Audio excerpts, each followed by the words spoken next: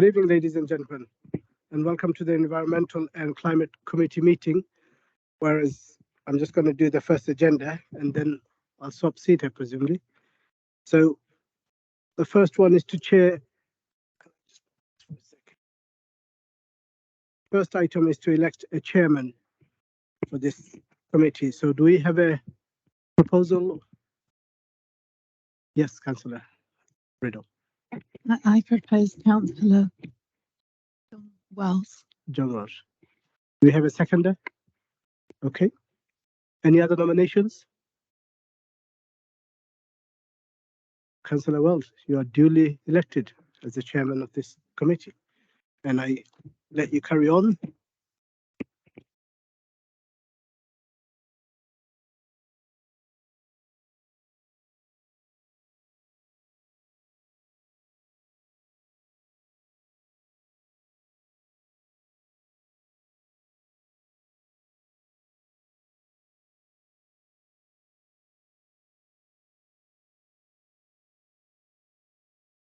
Good evening, everyone. First of all, we need two nominations for a vice chair of the committee, please.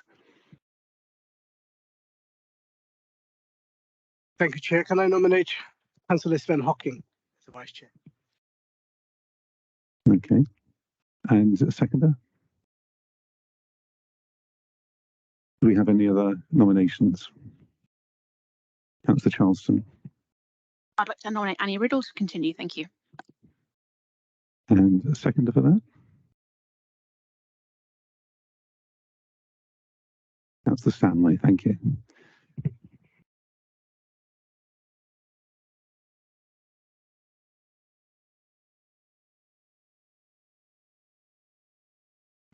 Okay, we have two nominations, so we'll move to a vote. All those in favour of Councillor Hocking?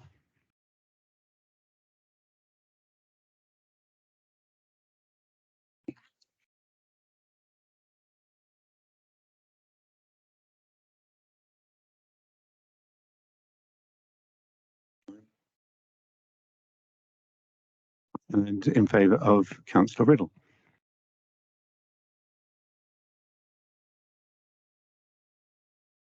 It's 4 votes for each candidate, and as casting vote, I'd like to put the casting vote to Annie Riddle, please.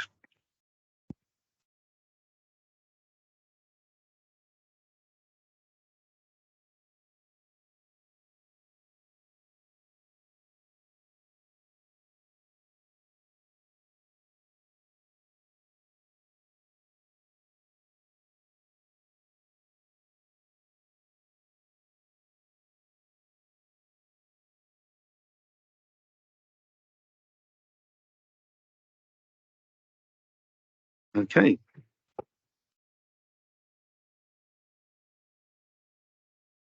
Right, moving on. Do we have apologies for absence? Yes, we have apologies from Councillor Hibbard. Yeah. Do we have any councillor questions or any public statements? No public statements or questions have been received. And councillor questions and statements? No councillor questions or statements have been received. Okay. Therefore, can I move that we approve the minutes of the previous meeting as an accurate record?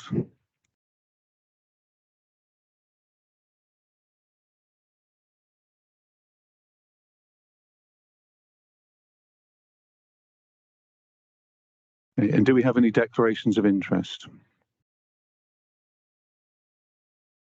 Declarations of interest? Any dispensations? No dispensations have been requested. Okay. Moving on to Chairman's announcements. Just to say that this evening's agenda is quite extensive, and I'm hoping that all committee members have had a chance to familiarise themselves with the documentation prior to the meeting, and that we may need to time limit on some of the items that we're discussing later, given that everybody must have the opportunity to express their views, and I'd appreciate it if our views were as concise and brief as possible in order for us to hear as many opinions of each item. Okay. There is a request to move item 16 forward on the agenda due to people being present who may not wish to stay until the end of the meeting. It might be unfair to keep them waiting right until the end. So can we move to item 16 on the agenda, please?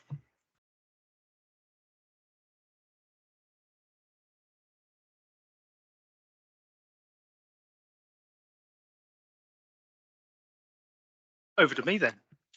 Thank you, Mark. This item agenda 16 on the agenda is around commercial bins and the request from Wiltshire Council to the Salisbury City Council to allow for commercial bin storage to be placed on the Market Square to recreate a commercial bin storage area there in between the toilets and also on Queen Street just at the side of the Guildhall.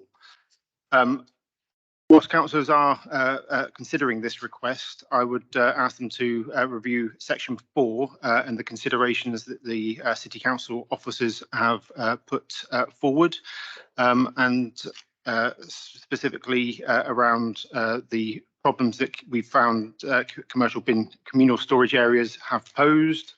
The properties that look onto the bin storage areas, so such as the new Bradby's department store is to be reopened on Blue Ball Row, and they may have concerns about waste storage in that area. Wiltshire Council will not place restrictions on specific businesses in this area or Salisbury or in Salisbury as a whole, as any restriction would need to be placed across the whole of the Wiltshire. SEC officers have strong reservations about communal storage facilities. Any misuse and or spillages will be the responsibility of SEC to rectify, clean, remove, fly tipping, etc. And we don't know what the cost would be associated with that at this time. SEC's insurers have indicated, certainly in terms of any bin storage near the Guildhall, they would have to be consulted around anything there because of the additional fire risk. And to date, Wiltshire Council have not taken any enforcement action on any business with a commercial bin outside of their property to SEC's knowledge, and no amendment to their policy or education on education rather than enforcement has been made. SEC has no enforcement powers in relation to commercial waste. So the recommendation is for this committee to consider the information provided and determine if the locations requested by Wiltshire Council involving Queen Street, the Guildhall and Market Square near the toilets should be offered as a communal bin storage area. Thank you, Mark. Do we have any questions or comments in relation to Mark's recommendation?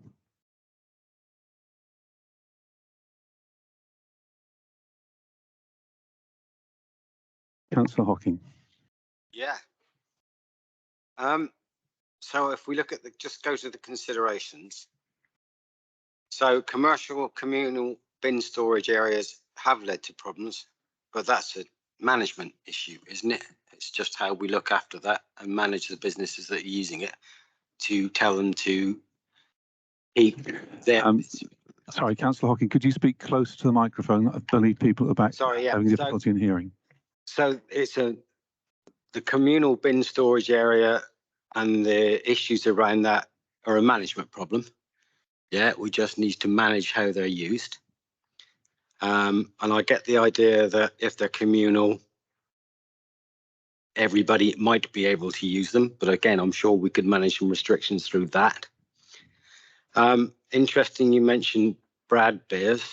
Have they applied any pressure to not have the bin storage put back in use, or have they made any suggestions that they wouldn't favour them to be there?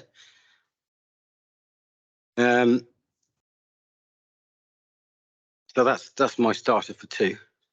Okay, thank you, Councillor Hocking.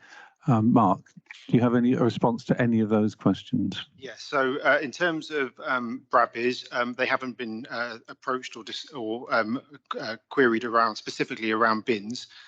They have come to us to discuss the visual aspect directly outside of their store, looking across the Market Square, and asked us to review the layout of the market, for example, and also to consider the trees and uplifting the canopy slightly, again, to help with the visual aspect of their store. And they're also talking to the Salisbury Reds at the moment. I'm aware about the location of bus stops and things. So they're definitely, considering quite heavily about what it looks like when you step outside of their store. Whilst I can't say that bins, they would be concerned about bins, my gut feeling would be that they might have a concern about it. Yeah, and that's the answer to that. So because Bradbeers have got concerns about it, we're going to move the problem in front of someone else's store, someone else's business? Not that it states it directly here. So Wiltshire Council have already putting a number of bin stores around the city. These are going to be going up in due course. I don't have the full details about exactly where they're going because it's being put on Wiltshire Council highways land or on pavements. These are going to be wooden sort of storage units. And I believe a number or all of the businesses that are involved or going to be affected by that have been written to discuss about how they will be dealing with their waste. This paper is very much focused on just 2 bin storage areas that the City Council have been asked to make available. And the last one is around insurance due to burglary and arson. We've had bins outside our building for years, out here specifically. They get left out here on market days. So has this been an issue before, or has it just arisen? So this is about creating a permanent structure, I guess, in a place. So anything that would be proposed, if this is something that City Council wanted to support, we would have to look at the specific details of the construction and place and give that to our insurers to see whether it affected our insurance premiums. Thank you. Councillor Tomes, could you come to the microphone, please? And then Councillor Hock.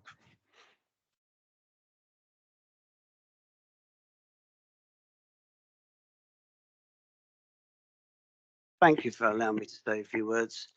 And I'm going to talk as much as an ex-market trader, somebody who's traded on the Salisbury market for 39 years and have seen the practicalities of what is being proposed. And I hear what Sir Ben Hawkins says about it's due to management and such like, but I would just say this. I worked Wilton Market for donkey's years, and at the end of Wilton Market, the market traders' rubbish was collected by Wiltshire Council from the market. As people got to know there was a place to store rubbish there, huge amounts of rubbish got left there by local businesses and by residents of Wilton. There were stories where the market was cancelled due to bad weather, but no one told the local businesses or the local residents. But of course, Wiltshire Council bin collectors were told, and that pile of rubbish would get bigger and bigger and bigger during the day, and it would stay there for days, where so many people were just dumping their stuff there. And that goes on elsewhere. I live near the old mill, and I see in the past how people put rubbish in their bins. And as the market trader for 39 years on the Salisbury market, I have seen most of the businesses around Salisbury, around the market square, abuse that rubbish collection by in the past Wiltshire Council and Hills. They come across, they put their bags into the European bins, and when we for a short period had the area in between the toilets where some people could put their commercial waste, that was abused by loads of people. They would turn up with their bags and put them down and do it. That caused the place to stink, and of course it meant that it became the responsibility of Salisbury City Council to collect it. And I don't see why that's, firstly, it will be abused. And you can say what you like, but it will be abused. And secondly, why we should incur that cost. I just don't get why we'd walk down that route. I can understand some businesses in a medieval city want to have somewhere to put their waste, although I would suggest in these days, part of the process of buying a product is that, you know, you sell the part of the product, and part of that process is you work out how to dispose of what's left from that product. And I think most modern businesses do that and should be doing that. But if people are suggesting we burden the city council with the responsibility of cleaning up that market square, it would be horrendous. And of course, no one I can believe is suggesting we get paid to do that. We will be providing free storage for the city centre businesses, and we will have to clean it all the time. Otherwise, it'll look an absolute mess out there. And I can't even get my head around the fact that we're doing it just for the city centre residents. Why is it that if you're a businesses, why is it if you're a business in Fishton Street, we ain't providing a collection place for their businesses down Fishton Street? Why is it if we're in Winchester Street businesses, why aren't we providing a collection place for them? I think this is grossly unfair in the residents of Salisbury, grossly unfair in those residents who live around the market square, and grossly unfair on those businesses that don't have access or aren't on the market square, because we're doing one thing for one set of people and a different set of people for another. But my main concern is there've been massive amount of fly tipping, and I don't care what anybody else says. I know for a fact that's occurred in the past and it will occur again. And I think we're just asking for trouble if we say yes to allowing Wiltshire Council to have a store commercial waste on the market square. Thank you. Thank you, Councillor Tones. Councillor Hock. Thank you, Chairman. As the ward councillor myself, I'm certainly not very comfortable with this, simply because we have a wonderful market square, and having a permanent bin are simply asking for trouble. And without actually seeing the proper plan and how is this going to look like, I certainly couldn't support it. I'm vehemently against this because it doesn't sound right to me. We have a beautiful market square.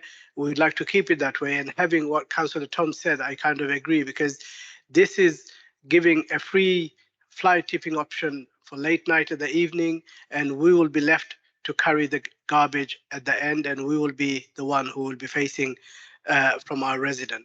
So I think I would request all our panels to really consider carefully as what we are agreeing to.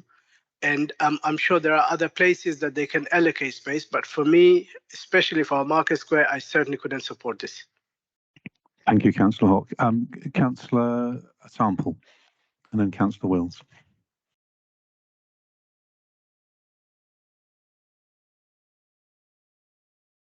Chairman, my first real job in Salisbury was sweeping up outside the shop that I worked in, putting all of the rubbish into a black bag and ensuring that they were stashed upstairs so that they could be taken away either at the end of the week or at the end of the weekend.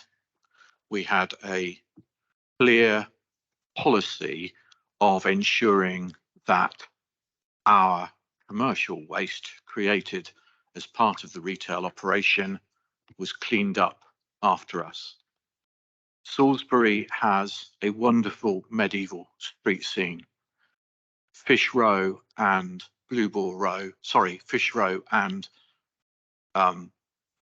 Butcher Row have in recent years become a disgrace to the city that we're proud of. No one seems prepared to tell these organisations, companies, some of whom are parts of national chains, that they should clean up their act. We should ensure that every shop, retail or food premises cleans up after it, and we should ensure that there are no more commercial bins, because, as Ian Tomes has correctly pointed out, this will lead to people piling up their rubbish around the bins to overflowing until someone else takes it away. We need to ensure that every business is responsible in the disposal of its rubbish. That is the objective. Wiltshire Council has failed comprehensively in educating our local businesses and is afraid to prosecute. The time has come to do both. And I'm entirely opposed, as one of the local members for St Edmunds Ward, I'm entirely opposed to this motion, to this recommendation. Thank you, Councillor Sample. Councillor Wills. Thank you very much, Chair. So I want to speak in favour of the proposal tonight, and I also want to ask the committee for some pragmatism here. We've got to remind ourselves as to why this discussion happened first, and it's about the bins that are literally the other side of the road and the issues that's causing. So we know there's some really strong resident feelings here. I understand from councillors so far that they're not happy with the proposal, but what I haven't heard yet is another solution. And I think that criticism of Wiltshire Council doesn't really help. We've got to think about how we work collaboratively and what our joint position should be going back to them. So I think that the bin store is a good idea because we can't force small independent hospitality businesses who are already struggling to then have to take on more burden. I think the City Council not showing it's being pragmatic and supporting these independents actually is a really bad sign. It shows we're anti-business, that we don't care, not listening. And you've got businesses there like Noel Pizza who are literally, the owners are in my, the year above me at school, for example. We're not talking about all of them being big chains and things like that. So I think we've got to take the politics out of it because that actually doesn't support the businesses that we're here to support. I think generally thinking about a bin store, what the position should be, what the discussion needs to go and focus on is how can we keep that site clean and tidy, and how can we work with businesses and residents to actually reduce littering, to prevent fly tipping. We've already heard today that you've moved CCTV cameras to St Paul's roundabout to help with fly tipping. Well, that's an example there. That's a pragmatic solution that the council could be discussing right here, right now, to actually monitor the situation. We could work with the Wiltshire Council in terms of dealing with fly tipping, and we could think about how we make sure that we monitor how that space is managed. I also think that the discussion isn't quite landing where it needs to. So yes, we've got the bin store issue. We've also got to think about how we work with Wiltshire Council and actually push businesses to improve their recycling rates. If you go to some of the businesses on Fish Row, they don't actually have recycling bins. They only have waste bins. So I think we've also got to think about how can we maximise the environmental benefits of this proposal and really go back and deliver for residents. Thank you. Thank you, Councillor Wills. Councillor Corbyn.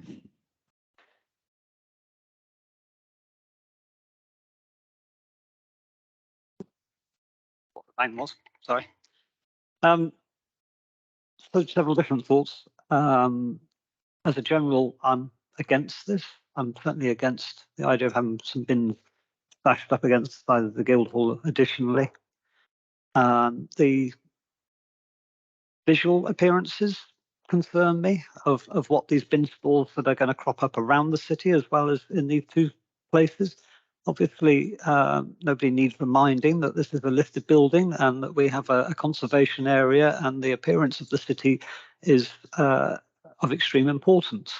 I mean, everything we're doing as a Salisbury neighbourhood development plan for the city centre is, on that basis. The appearances of how these things are dealt with are quite important, and I suppose really a question perhaps to the officers in terms of whether the Wiltshire Council conservation officers have been approached. Should imagine Salisbury Civic Society will be extremely keen to know what the appearance of the proposals is. Obviously, anything going on to the market square between the toilets. I don't know, is this something you could put a stage above? Just making a little point that if you're putting something into the market square that's going to be permanent, then it needs to have a really decent appearance to it, but also it has to fit well within that space. And obviously it's a very versatile space as it currently is. We use it for the fairground, obviously the market. But if you think of things like Christmas light switch on events and so on, where we have these absolutely packed out with people, how that space works is really important. So there's lots of design proposal aspects to this as well, which are really important. But I'll just end on one thought that sort of narks me a little bit. I think if you go back to when Wiltshire Council took on its role in its current state back in 2009, the way refuse was collected around the city was very different. And obviously the changes that it's rolled out over the years has meant that we have a much more fragmented collection with multiple different collections, and obviously every business has the responsibility of managing its own waste. So I do concur with the councillors that are concerned about the fact that these bins will be utilised by everyone and abused, and that Wiltshire Council, as they currently don't enforce, they won't enforce in the future either. They'll just take on this extra responsibility without getting them, the income that they could from the businesses for it. So I do echo those concerns of abuse of the bins, but my primary concern is the appearance of the city centre and trying to preserve what is both with the Guildhall and the Market Square, two very, very important parts of the city, obviously as is all the other surrounding areas within that city street scene. Thank you, Councillor Corbyn. We have two more people, and I think I'd like to sum up and move to a decision on this. And first of all, we've got Councillor Charleston, followed by Councillor Bayliss. Thank you, Chair. I think I echo all the concerns around waste disposal, fly tipping, particularly that it becomes our problem. I think what we need to note here is that this is an issue of Wiltshire Council to sort out commercial waste. I think it's important to note that the report says that we have asked to have delegated responsibility for commercial waste for the city. That has been asked. Officers have been working on this for a long time. I know that officers have spent a long time talking about commercial waste, not just for the Market Square, but the city overall. The one that annoys me is down New Street and the big red bins down there. They drive me bonkers when I try to walk down to nursery with the pram. You can't get past. This is an ongoing issue, and I don't think that the new bin storage ideas just for Fish Row and Butcher Row are going to solve any problems.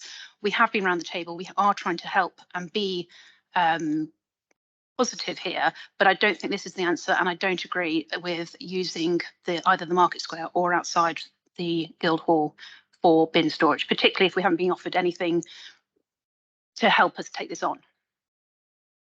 Thank you. And Councillor Bayliss.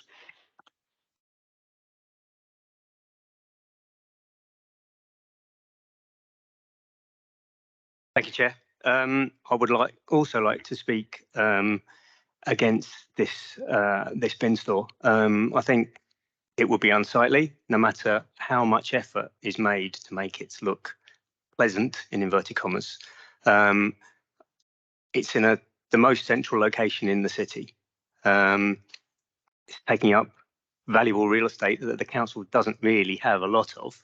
And having been in meetings with Bradbeers and knowing how sensitive they are about the area in immediate proximity to their shopfront, I can't see them being at all pleased with this move. From a personal point of view, a lot of you know I'm very pro sustainable transport, and we don't have a huge amount of bike storage in the city because we don't have a lot of land. If you go into the centre of Salisbury on market day, you'll be hard pushed to find anywhere to lock your bike up. And that will be a prime site for putting some additional storage and lock-up points for bikes. Obviously, we don't have any influence over where they go elsewhere because they're controlled by Wiltshire Council, but that is one area we do control.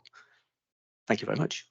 Thank you, Councillor Bayliss. And just two very quick points, Councillor Riddle and then Councillor Wells. Very brief ones.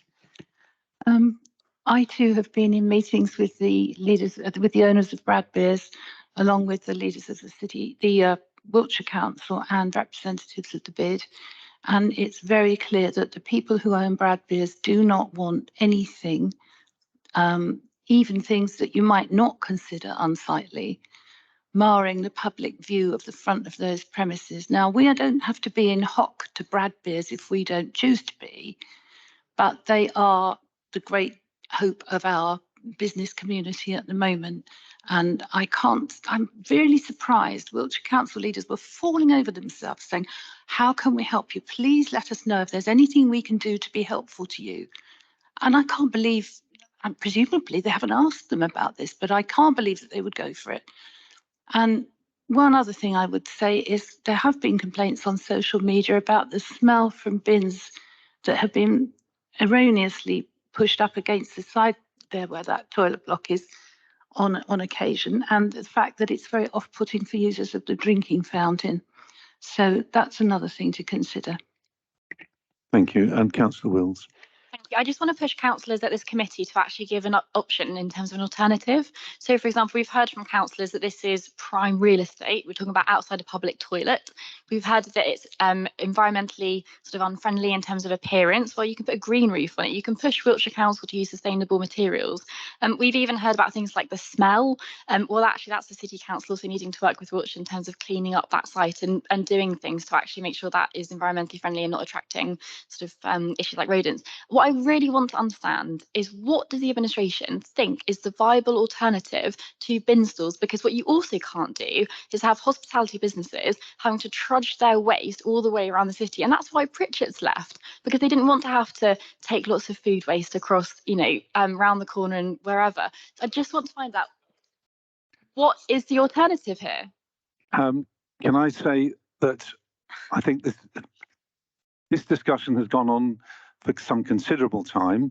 I think many valid points have been made, but I think if we look at what we're discussing here, which is a decision on do we use those two particular sites, I think we've had plenty of opportunity to air our views on that decision. I agree entirely, it doesn't solve the issue. And I think some interesting points have been made during that discussion about how we might move towards that, but that's not something that we can decide at this meeting. So I'd like us to come to a decision about Mark's proposal.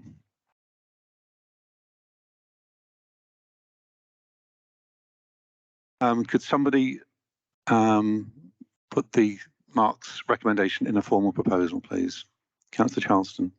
Thank you, Chair. I propose that we go back to Wiltshire Council and thank them kindly, but no, we're not going to offer them the spaces they have requested for their commercial bins. Okay, do I have a seconder for that proposal? Councillor Hock.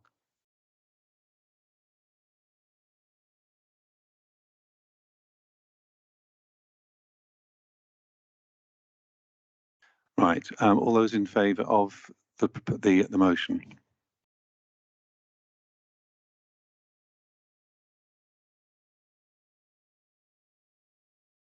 All those against?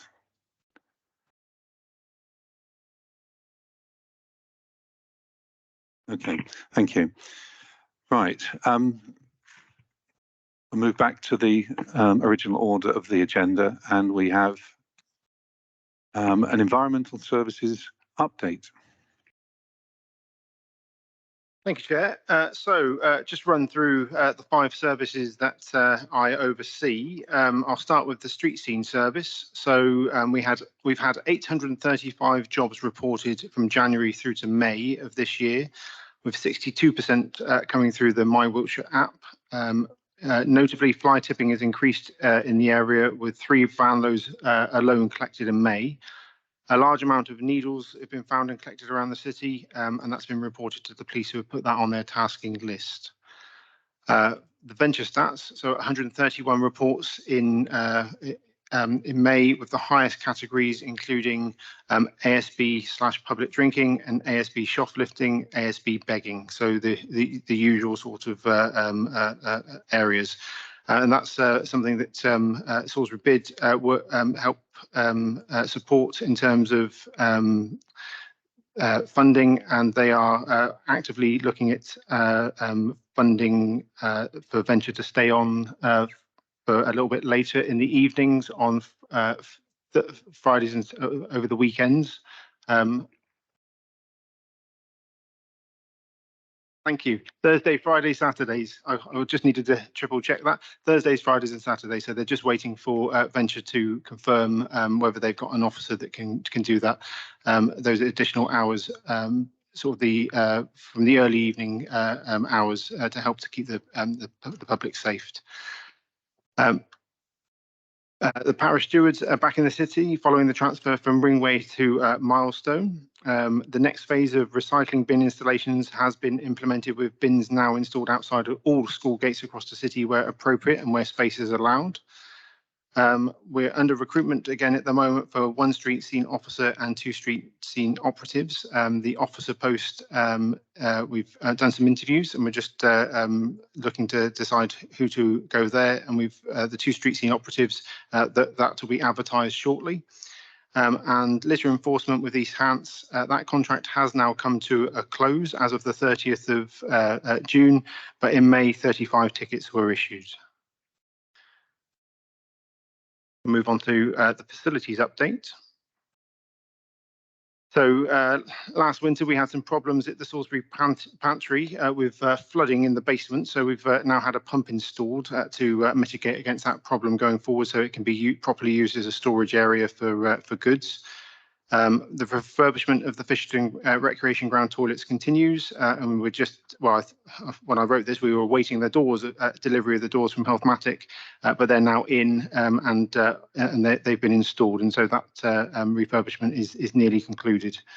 The tennis courts at Victoria Park have been repaired, cleaned and repainted, and we've had some really positive feedback from users of that facility. And we've scheduled in the works for the Camping and Caravan Club, where we're going to update the washroom facilities in one of the blocks there.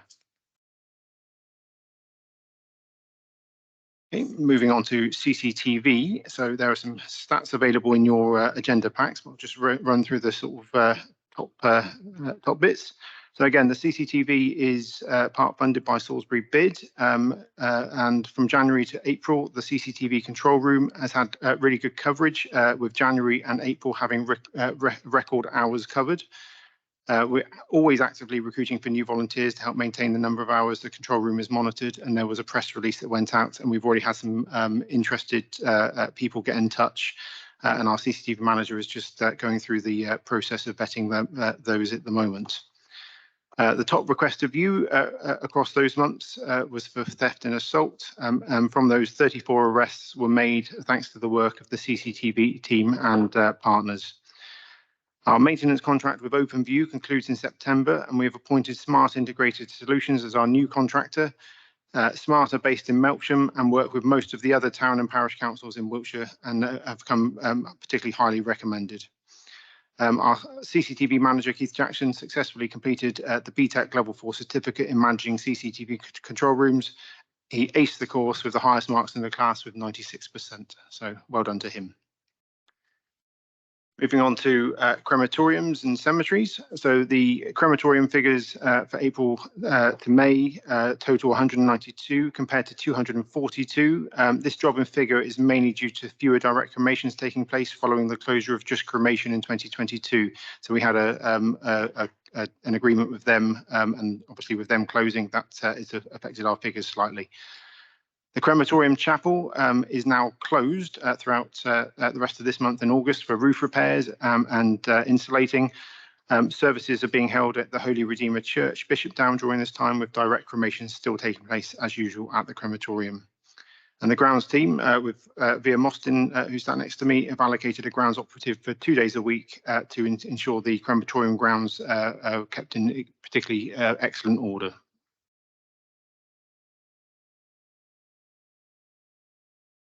Move on to the parks team. So the parks team are now on their second round of grass cuts and are nearly concluded. I think they're in Bemerton at the moment. Yep, getting a nod, so Jenny's seen them. And that should all be concluded, the second round of cuts, sometime next week. We're also able now, because of the weather conditions of being a little bit more favourable to us in terms of grass growing, we're picking out some of the other works, like the hedge works that have come forward, and some of those other jobs that we're tackling now. We said goodbye to one of our senior grounds operatives, Ed Blick. He started his career with us as an apprentice with Sparse College, and then progressed to a grounds operative role. and then onto a senior grounds operative, and he managed a team of 5 people. So a really brilliant, successful success story with the team. He was here for 6.5 years, but he has now moved on to another grounds maintenance company in Romsey as his career continues to fly. So we wish him all the best. We've got a new starter in the grounds team. Alex Grouch-Smith is coming to the team, and we do have a couple of vacancies. So we've got a senior grounds operative, a grounds operative, and an apprentice grounds operative, and we're actively recruiting all of those and hoping to have those in place soon. We purchased some new equipment, a new ride-on mower, which is designed for mowing banks, which will be used to cut our purposely left long grass and wildflowers at the end of the season. We've also I've got on there riverbank repairs. Wiltshire Wildlife Trust were supposed to be starting some riverbank repair works on the 12th of June. Unfortunately, the river levels are still too high for the works to take place, so that has been postponed until the flow rates reduce to a more workable level. The Fisherton Wildlife Meadow project. Volunteers for the project successfully acquired a number of whips from the Woodland Trust. They all got put in, and I think it was about 420 whips have been put in around the perimeter fence on both meadows. And I was down there recently, and most of those have taken really well. Although there were 2 sections to the meadows, one which the public can access and cut through, and the other one which is sort of designated as a non-public facing area. I went down there with the Parks Officer, Mark Annetts, a couple of weeks ago, and I haven't seen that many butterflies in an area for quite some time. So, already that project's doing really, really wonderful things. And we've also got a local beekeeper who's going to be installing 2 of his hives on one of the meadows in the coming weeks, if it's not already in place. Councillors did ask for me to provide an update on allotments as well. So in terms of the waiting lists for each site, the Butts currently has a waiting list of 35, Cold Harbour Lane 35, Carroll Lane 56, Fisherton Farm, they've got 96 on that waiting list, London Road is 47, Stratford Road is 27, the Tunnel allotments is 34, the Wiltshire Road is 50, and the only one without anybody on the waiting list is Westwood up in Bemerton. Waiting tenants can be added to more than one site, so some of those numbers, it could be the same person on the site. So far, or up to when I got this information a couple of weeks ago, 6 tenants have been served a notice to quit because of they hadn't been maintaining their plot properly. And that's about it for that one. And then we move on to the public sector software. So one thing that we've invested in the last few months, we've started using PSS Live. It's an asset management system which helps us look at plan maintenance and paperless inspections covering every type of asset we own. It's got inbuilt international standards and checklists ensuring that our inspectors have an encyclopedia of asset-specific findings. And the environmental services team are now starting to populate the system with our assets, but this will take some time due to the vast number of assets we own and manage.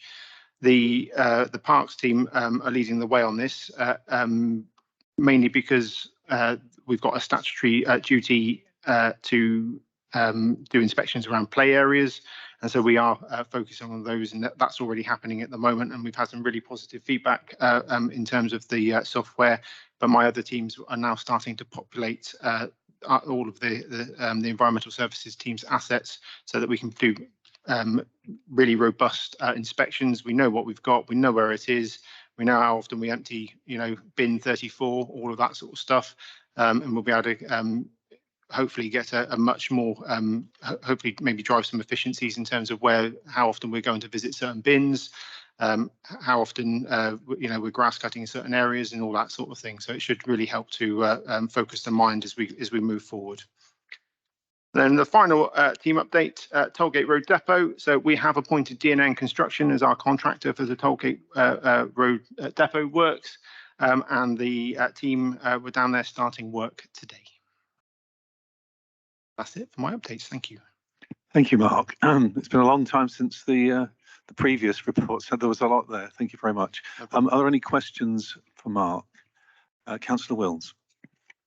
Thank you, Mark. Could you just give us an update on the Tollgate Road Depot costs in terms of setting up the new facility? And are there any steps or work being undertaken at this stage to try and think about how we procure out our services to be able to reduce the cost to the council of the wider sort of parks team activity? May respond to that. So the costs of the depot have been shared with group leaders, as you'll be aware, and a full report will be coming to finance and governance later on this month. Okay, any other questions, or Councillor Hocking? Just a few comments, if I may, Chair. I didn't realise you could get a BTEC in managing CCTV control rooms. I thought quite remarkable. How long did that actually take him to do? Was this a year's course or was it a 3-year course? No, that was a 3-day course. 3 days. Right, fantastic. I must put myself on one of those.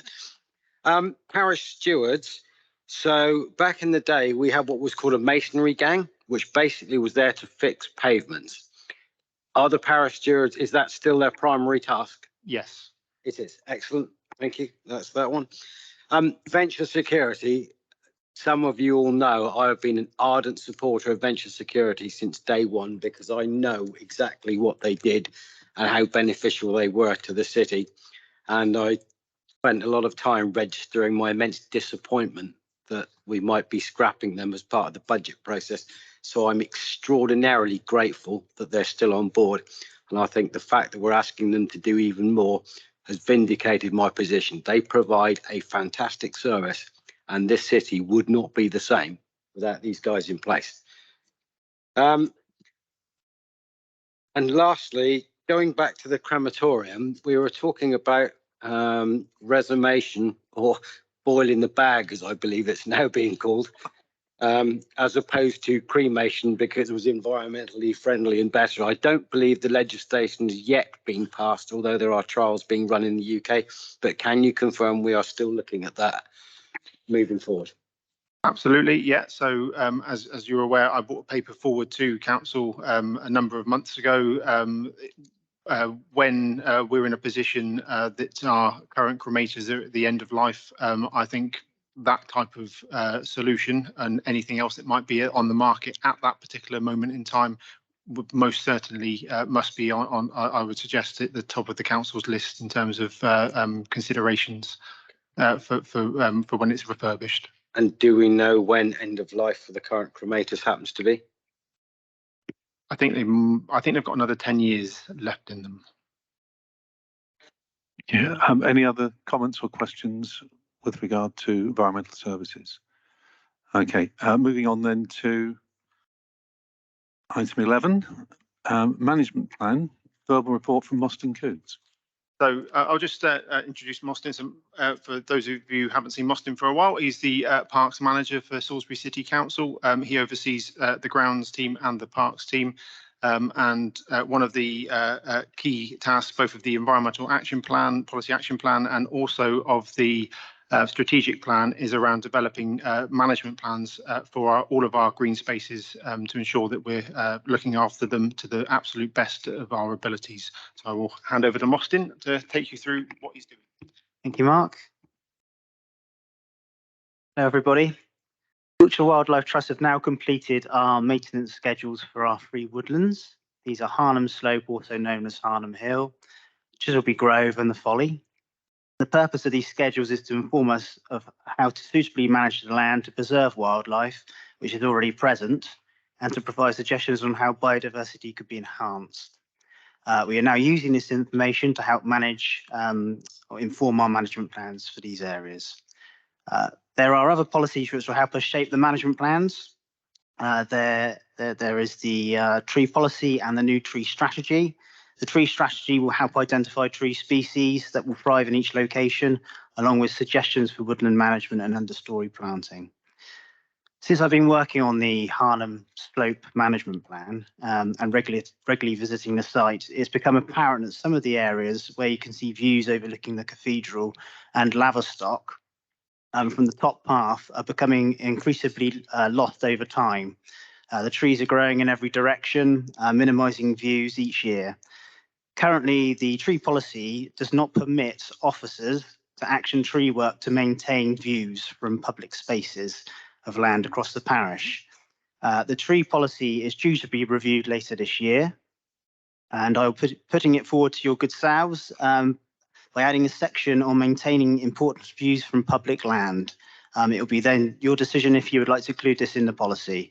The criteria and guidelines will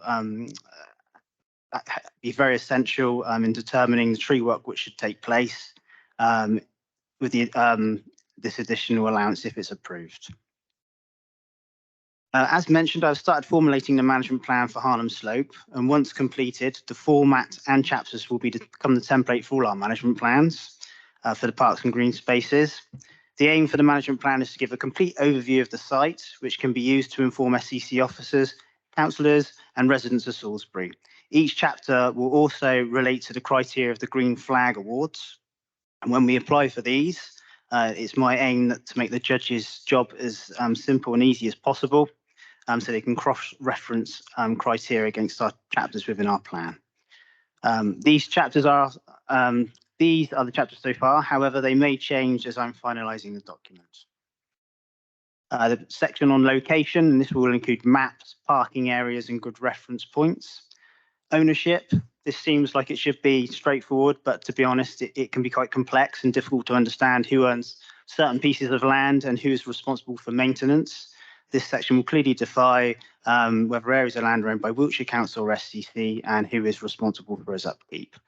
Public rights of way. Wiltshire Council have rights of way team and lots of rights of way paths and bridleways pass through our site. If we wish to carry out work on these areas, we need to notify Wiltshire Council. So there'll be a section detailing all the different rights of way over our land. There'll be a section on history, previous archaeological findings and information on how the site was used in the past. There'll be a scoring system to highlight areas that need improvement. This will be added to each asset, items, a number of points which are reviewed in a results section at the end of the document. This will be dealing the criteria against the Green Flag Awards, and it will be various sections with the Green Flag, which will be points like welcoming place, equal access for all, site safety, and so on. There'll be a section on access. Each access point onto the site will be photographed, measured, assessed for accessibility, and give full details of the type of entrance, steps or paths, inform us of the material and what it's constructed from. If we use Harnham Slope as an example, there are many access points. Blandford Road is the main entrance with the welcome sign is positioned. Folkestone Road, which is a slope and steps. Parsons Green, Carron Pond Drive, gravel tracks. Wiltshire Road, gravel footpath. And there's also footpaths from the chalk bits. There'll be a section on signage. All the signage will be listed and information on the construction of the signage and various location points highlighted on a map. There'll be an asset section which will include benches, their locations, descriptions of how they've been installed and what they're constructed from. There'll be a maintenance schedule with cleaning schedules, painting, refurbishments and repairs. A section on memorial benches, things like steps, the slopes joining upper and lower paths, litter bins, where they're located, how they're secured to the ground, servicing schedules and cleaning regimes. There'll also be a section on workforce, who maintains what. With regards to Harnham Slope, I've met with Paul Dorey from the Friends Group to discuss the maintenance of the slope, and we've reviewed the work schedule to determine who will be doing what certain jobs. The grounds team will complete any work that the Friends Group can't do. Servicing bins, litter picking, bench and bin maintenance for parks and open spaces now sits with Street Scene Department, and they will be advising me on their work schedules for these services. SCC officers, this will include information on site inspections, which our officers undertake. There'll be a section on contractors. and also maintenance. As previously mentioned, Wiltshire Wildlife Trust has surveyed the slope. They have provided a maintenance schedule to support the existing wildlife, which also enhances biodiversity. Wiltshire Wildlife Trust has recommended techniques such as 5-year rotational scrub clearance using coppicing techniques and the creation of dead hedges. These are stick and log piles which provide a home for insects and small mammals.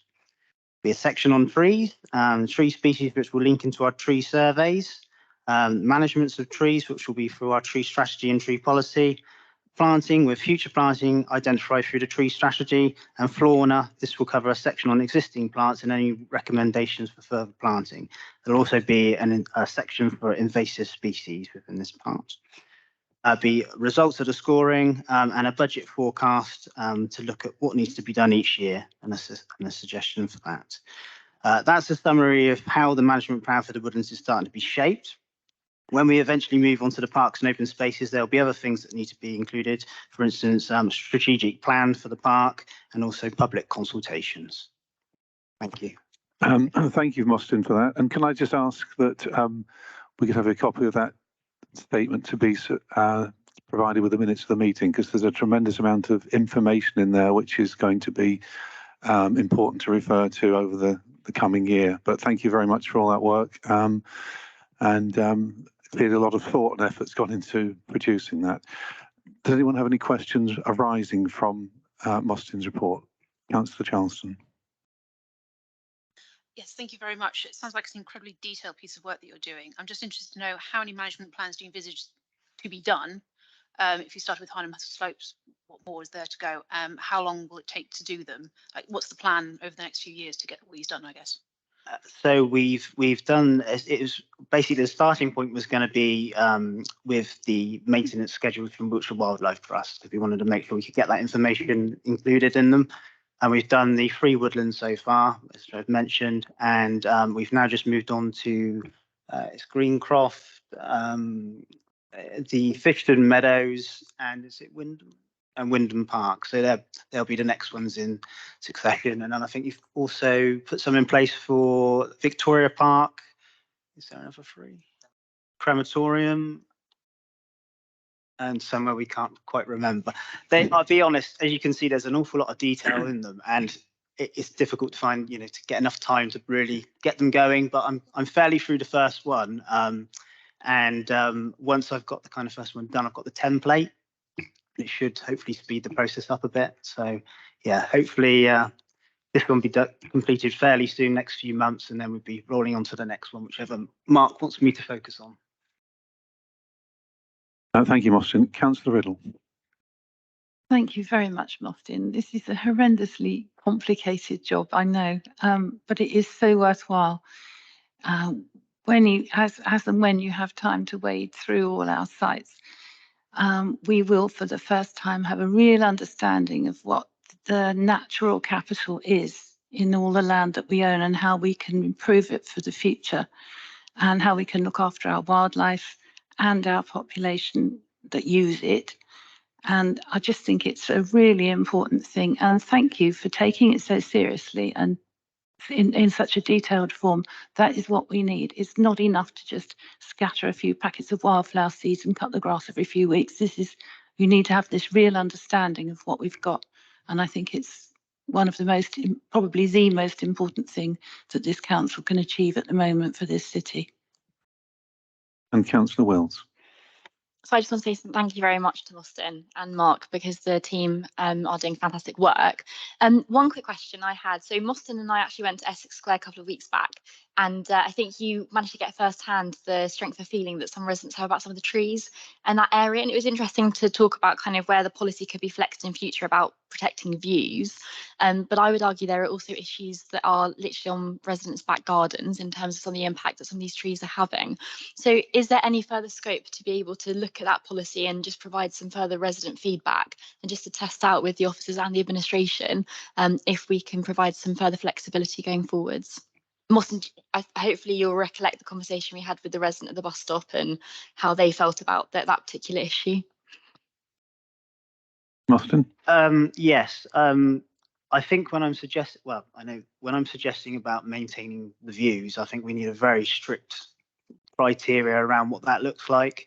So it's not a case of, you know, there's a particular view that maybe someone from somebody's garden could benefit from, and then we're cutting it back. I think it has to be sort of historical views, and I don't think there'll be massive changes to the tree policy by doing that. I think we can highlight where the main focus views are around the city, and we can focus on them.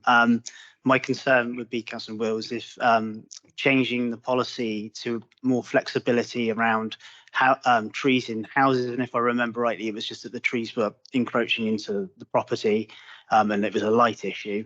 The policy does cover light issues if the tree is close to a building, but if a tree's at a distance, it doesn't. And I think there is a risk that it could bump up the cost it is to manage the trees each year. That's got to be my concern.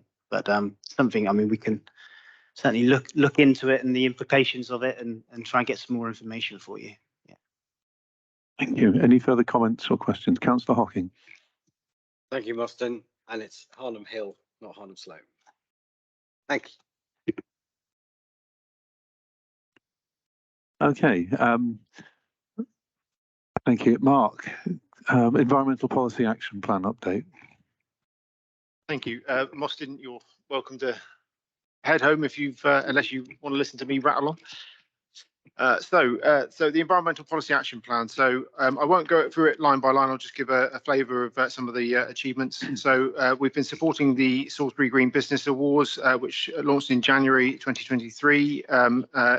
Eva and her colleague came along and gave a presentation at this committee. And we've supported that, and a number of businesses have achieved either a gold, silver or bronze award, and they continue to work with local businesses via Salisbury Bid and ourselves to help support businesses make that step into being greener. Looking at recycling bins, as I've already indicated previously, we have continued to roll out our recycle bins in the city under waste management, and we've put those outside of schools wherever we possibly can, and hopefully you'll continue to see those popping up around the city as we replace more and more going forwards. Certainly there will be more installed as part of the River Park project and the Future High Streets project down Fisherton Street. So all of those bins should be replaced with these dual action bins, which is really positive. Looking at efficient design, just as a reminder, Fisherton Recreation Grounds toilets, and we're following the previous refurbishments in terms of ensuring that the hand wash units are where we have hand wash units instead of traditional taps, etc. And we've also got our first foray into having a green roof on one of our buildings there as well. So we'll see how that works and whether it's something we can do on further buildings as we move forwards. We're reviewing the City Council's floral displays, and there's a paper about that this evening for discussion. In terms of reducing the environmental impact of the City Council's vehicles and equipment, originally we had hoped we would have 10 electric vans that we placed in order for. Unfortunately, quite some time away down in the process of the order being placed, Hendy Ford came back to us to say that the tipper vans, unfortunately, couldn't bear the weight loads that we were looking for in terms of carrying around, the sacks of rubbish and fly tipping, etc. and things. So unfortunately, we have had to revert back to a diesel for those particular types of vehicle, but we will still be taking delivery of the 5 electric vans in August is the latest date we have for those. We do also have the hybrid van that we've had for a little while now, and 2 of our street steam vehicles are also electric. So we've got one of the sweepers, the small sweeper is electric, and also the small buggy type vehicle that goes across our parks collecting emptying bins and things as well is also electric. So we are moving in the right direction. Again, we've got a committee paper this evening talking about EV charging points. So that one's there. We've had an update from Mostyn about the ecological surveys. We've got the tree and ecosystem strategy is here to be hopefully adopted this evening. And then really it's just over to Councillor Hocking in case he's got any update on the flooding mitigation and preparedness lines and also the air quality lines. Over to me. On the air quality management, oddly enough, the next meeting is on the 17th of July, so we're a week or so too early. However, what I can tell you is that at the monitoring stations, nitrogen dioxide levels were below permissible levels of 40 ppm on all sites, even Wilton Road this time round at the last measurement, so that was a good thing. We've got a little project to replace some of the monitoring equipment. We're looking to put a number of 2.5 parts per million pollution monitors up and around the city as well. I think we're putting in 4, John, and we've got homes for 3 or 1 to go, or is it 8 and we've got... We're still negotiating, Sven. It's quite hard to get people to agree to put them on their site. We have some units which we're looking to put somewhere, but we need agreement from various landowners, etc., to allow us to do that. Bus idling, we had quite a good, let's see if I can find it. We've talked about vehicle idling and all that sort of stuff, but we had a definitive bus idling statement from David Newton, and he said that most of their fleet are set to switch off after 5 minutes of idling. And they are kept warm and idling because it's more efficient to do so.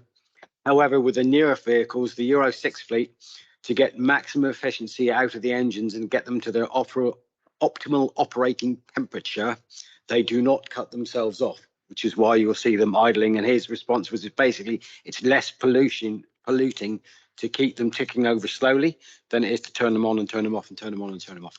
So that was quite good. That's buses. National highways are looking at the traffic light timings on the A36 roundabouts, and they've got an action to come back at the next meeting and tell us when they're actually going to implement some of that, because they've paid some visits to the sites and they've agreed that the way the traffic flows around our major roundabouts isn't working, so they've taken action to come away and look at that. No idling signs in the city centre is a tricky one. There are official Department for Transport signs which you can get and you can put up, but the legislation around doing that is absolutely torturous. So at the moment we're just looking to see if we can put some stickers up on various lampposts and bus shelters and that sort of stuff to have a similar effect, but without having to trawl our way through a bucket load of legislation. Good news, Margaret Wilmot is back on the scene. She's back and looking after bicycle storage and some footways and highway stuff. And Heather Blake, who left as the sort of LC Whip Chief Officer, they had a replacement. They moved on and went somewhere else, and now we've got another replacement, Fiona Stevens, who will be coming to our next meeting, as I said, which is on the 17th of July. So that's air quality. Flood working group, oddly enough, meets on Wednesday, day after tomorrow. So I've got nothing to add from the previous meeting. So I'll refrain from talking about that at this meeting. Wait till we've had Wednesday's meeting and report at the next one. Chair, thank you. Thank you. Councillor Hock, did you want to say something? Very quickly, Chairman, thank you. It's very good to hear about the idling, although baby step, even if we can take some initiative, that would be great, even putting the stickers and still follow up the bigger sign where people can see. And maybe in the future, once we achieve this one, we can move on to front of schools, which I really would like to see in the future. Idling is a very important one, and if we can address it, it is something that I proposed very long time ago, and I know it's difficult. Everything is difficult, but I'm sure where there is a way, there is a will. So if you can carry on, continue pursuing that one, that would be great. And even stickers for now would do the trick. Thank you, Councillor Hock. Just to add to that, I will be bringing something to this committee in the near future, because I've been consulting with heads at their consultative meeting about the school run in general, engaging all stakeholders in the issues around the school run, and I'm hoping that the city can put together a public information leaflet which will look at the perspective of the school run from everybody's point of view. You know, the irate resident having people parking in front of their house, idling vehicles near in the school proximity. I'm waiting to hear back from head teachers, and I'm going to run past them some very succinct points which would be positive action on all stakeholders' behalf to reduce the environmental impact of the school run. And I know I've spoken to Wiltshire Council officers. There are enforcement processes and more ambitious projects, but my tack is just a general public information to encourage cooperation and being helpful within the community so that our children can get to and from school with the minimum of pollution around the school environment. So I'm 100% behind you there. Thank you, Chairman. As a head teacher, I think you'd know better than me. But when it comes to school run is one thing, but at the moment, yes, that is fine. We should address that. But my concern is a lot of the parents would go 10, 15 minutes early, still have the ignition on. So that is my concern at the moment. Let's work on that one. And then, I mean, being father of 5 children, you know, I had to do a lot of school run, but idling is something that we need to address before we go to any other ones. Yeah, that's certainly the most significant environmental impact. I completely agree. Okay. Any other comments on the Environmental Policy Action Plan?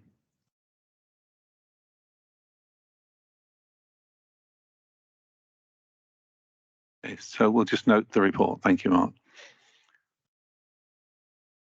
Item 13. Mark again.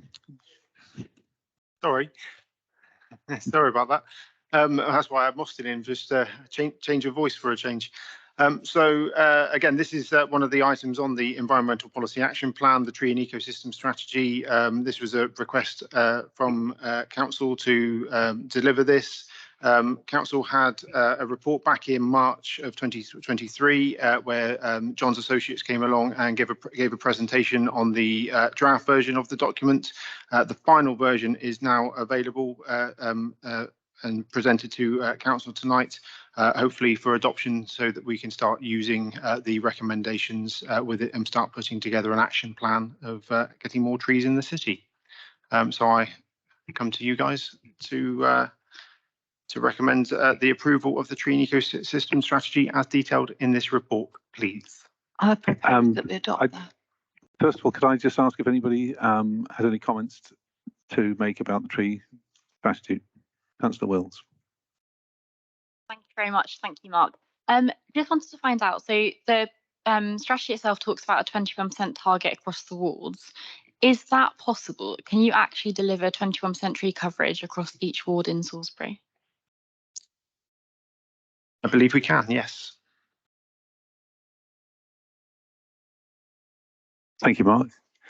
Councillor Charleston. Just to say, fully supportive of this, and I know Mark has been working incredibly hard on trees in my own ward. You've got Mrs. Elliott is incredibly happy about her trees and her orchard that's going on outside Macklin Road Park. So thank you very much. Looking forward to seeing more in my ward and beyond. Councillor Hocking. My favourite topic, Chair. So laudable effort, all fine, lots of work, but if we look at even the 2 supporting documents, volume 1 and volume 2, 250 pages. 250. We need to grow a load of trees to chop them down, to pulp them, just to print this thing off if we wanted to. That is insane for a parish council. I had a quick look on the website. If you go to Chippenham's Town Council, their policy is 20 pages long. You go to Wiltshire Council, it's 25.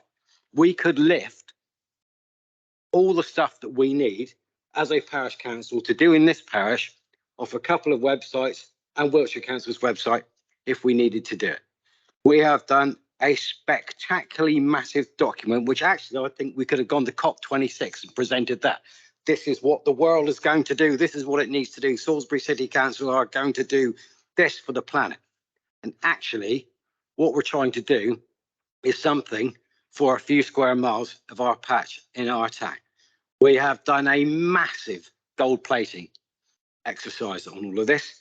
And even if you look at some of the stuff that we've done, so I don't know, 2.4 on the tree strategy, we've got a nice little picture that says When it rains, the rain falls on the grass and some of it goes into the ground and some of it goes into the rivers and the rivers run away to the sea, or the levels get a bit bigger or a bit higher. And when it's windy, a wind turbine might blow. This sort of stuff we just don't need to do. And I just question why, with all the other good stuff that we can do, why are we bothering with all of this? 2.37, a felling license. Trees without Forestry Commission felling license, you're not allowed to. It's illegal. Well, tell us something we don't know. There's planning permissions needed to do that. We know all of this. And we've just written a massive document that states everything about absolutely everything. And most of it, we sort of know already. So I'm just, as again, 250 odd pages for a tree strategy. Are we serious? Are we actually saying that we could not had a bit of a slightly different look at this and gone, do you know what? You know, it's not as if we're going to go and start felling all the trees on our estate tomorrow to implement all of this stuff, is it? No, we're not, because we can't cut a tree down without a Forestry Commission license or planning permission. It says that here. So all we can do is plant where we haven't got some trees at the moment. So what we should have done is just looked at individual sites as they come up and say, do you know what, we've got a few issues in this bit, What do we need to do here to help with our tree and eco strategy? Not write out a massive document, which is paid for, consultants have paid for, by the way, to come up with this Save the Planet document when we are a parish council. I'm not knocking the efforts of our officers. They've done a brilliant job. My question is, why on earth have the administration spent so much time and so much effort bringing us a 250-page tree strategy document? Utterly unnecessary, in my opinion. Thank you, Chair. Thank you, Councillor Hocking, for your views. I think my initial response is that in terms of printing the document off from an environmental point of view, you don't actually need to print it off because you can access it online. Document is a comprehensive document which covers every aspect of how we progress over the next 10 years. And I don't believe that generic policies will be adequate to give us guidance in our city, ward by ward, over the next 10 years to make sure that we get it right. And it's important to get it right.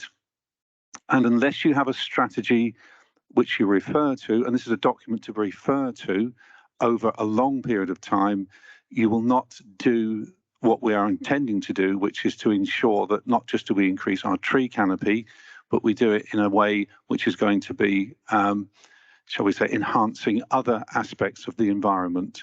I mean, Mark, would you care to add anything to what I've said or make a comment on the shall we say, the impact that this document might have over the next 10 years? So I think in terms of the impact of the document, I think Mostyn summed it up quite well in terms of how it's going to feed into his management plans as well. I think it's going to give us it's going to give us the base really to turn the grey to green in this city, to give us to help tackle climate change, to provide the shade and for people to enjoy the outdoors when there's, you know, I think it was reported today, June's been the hottest year or month on record. So, you know, this is only going one way. So we need to provide these spaces for our residents. I've also used the strategy to hopefully good effect. Last week, I've applied for the Urban Tree Challenge funding via central government. And again, having this document has given me a very robust standing ground in terms of applying for that funding. Without it, you're kind of making things up. So I believe it's an essential document. Thank you. Councillor Wells. Thank you. This question is just for information. So can I just go back to my original question? So I wasn't happy with the answer I received. If we are saying that a target for a ward is 21% tree coverage, and the paper currently says that somewhere like St Edmunds is currently 7% tree coverage, what are the steps that will be taken to get you from 7 to 21% coverage? So in terms of the steps, we would be looking at the green spaces available. So St Edmunds is the ward that I live in. So we would be looking at areas such as the Greencroft Park and working with residents there. We've had Wiltshire Wildlife Trust make some recommendations already in terms of adding potentially a community orchard there and things. We've also got the Bourne Gardens that we look after, Wyndham Park. There are lots of green spaces which could support further trees to be planted.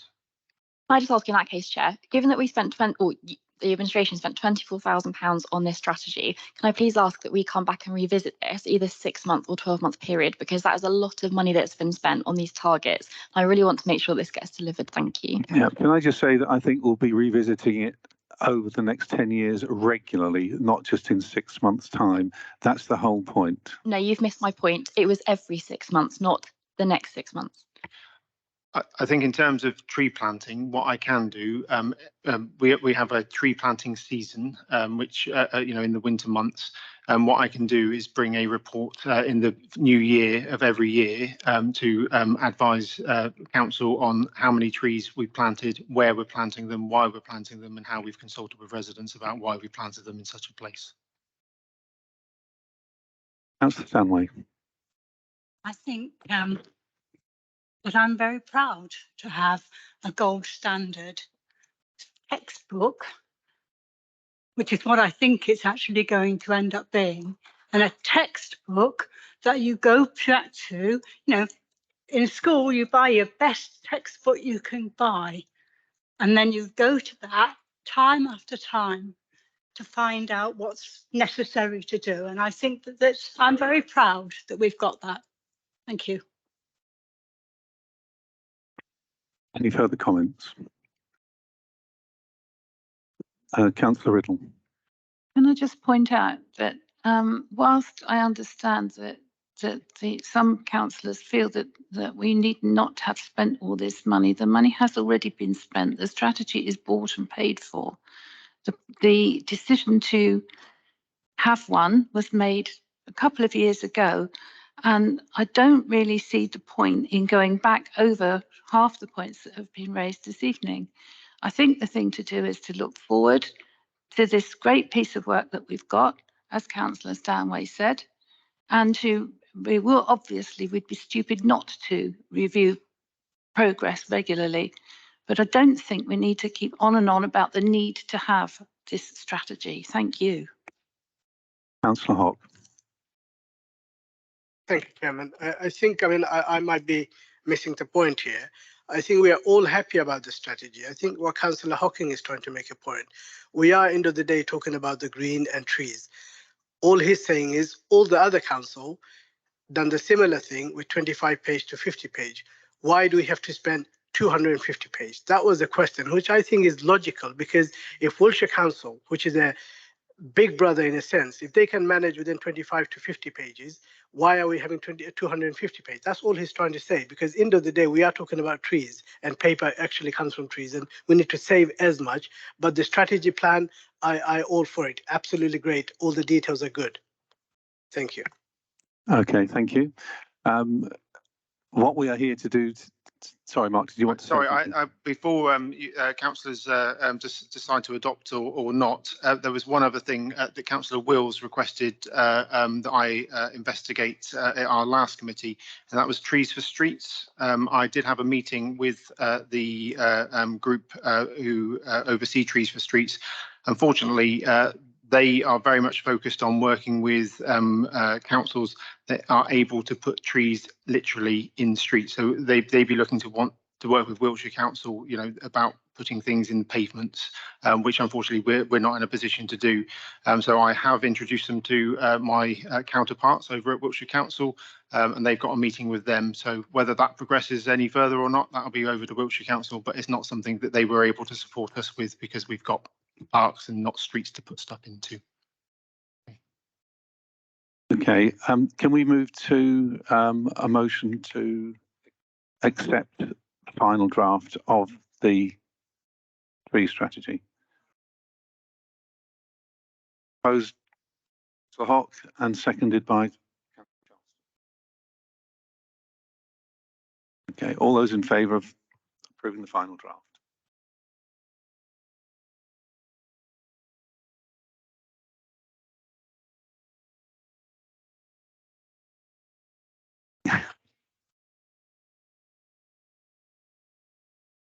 Six. Okay. And that's carried. Thank you, Mark. Okay, moving on to me again, I'm afraid. It's the EV charging points paper. Again, this is one of the items in the Environmental Policy Action Plan. It was decided as we have one commercial car park in the city that we oversee at Lush House, that might be the best place to investigate whether that could be a suitable place to trial some EV charging points. So I put together a report where I have spoken to Wiltshire Council, who have a company that they're working with called Joju, and they provided a free feasibility study for me, for the City Council, in terms of providing public EV charging points for residents and visitors at Lush House car park.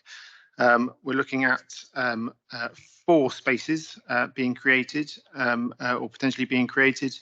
It would take up 6 spaces to get those 4 spaces in. Just to reassure councillors that the car park is the occupancy rates vary between 40 to 70% most of the time, so we wouldn't be losing spaces that are making the council money. So in terms of the paper, there are a number of different options in terms of funding this, and I've outlined these in the paper. For the 4 EV charging points, there's the option where we don't get any grants, and we have to apply for a TRO, a traffic relief order, to change the car park from being a minimum stay of 3 to 4 hours. That's part of the funding. So that would cost approximately £17,500 when I worked this out a few months ago. If we went with option 2, which is where we were successful in getting some grant funding, it would be just approximately just under £12,000. With option 3, we would be getting the grant, and also there's an option of getting potentially getting a Wiltshire Council grant of £2,500. Again, that's just under £6,500 that would be the capital cost of the council.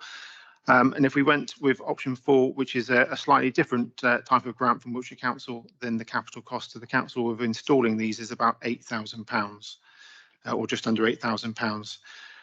There is some other considerations here as well in terms of the ongoing maintenance costs and back office costs with these. If we went for the Wiltshire Council option of taking the £2,500 grant, then basically Wiltshire Council keep all of the profits for the first 5 years of them being installed, but they also pay for the maintenance and the back office costs involved. If we went for any of the other options, including the £1,000 grant, then there would be an ongoing cost to the council over a 5-year period. And again, I've put that in section 3.4 in terms of the back office costs, the maintenance costs, and the total cost. So over a 5-year period, we would need to budget just under approximately £4,500.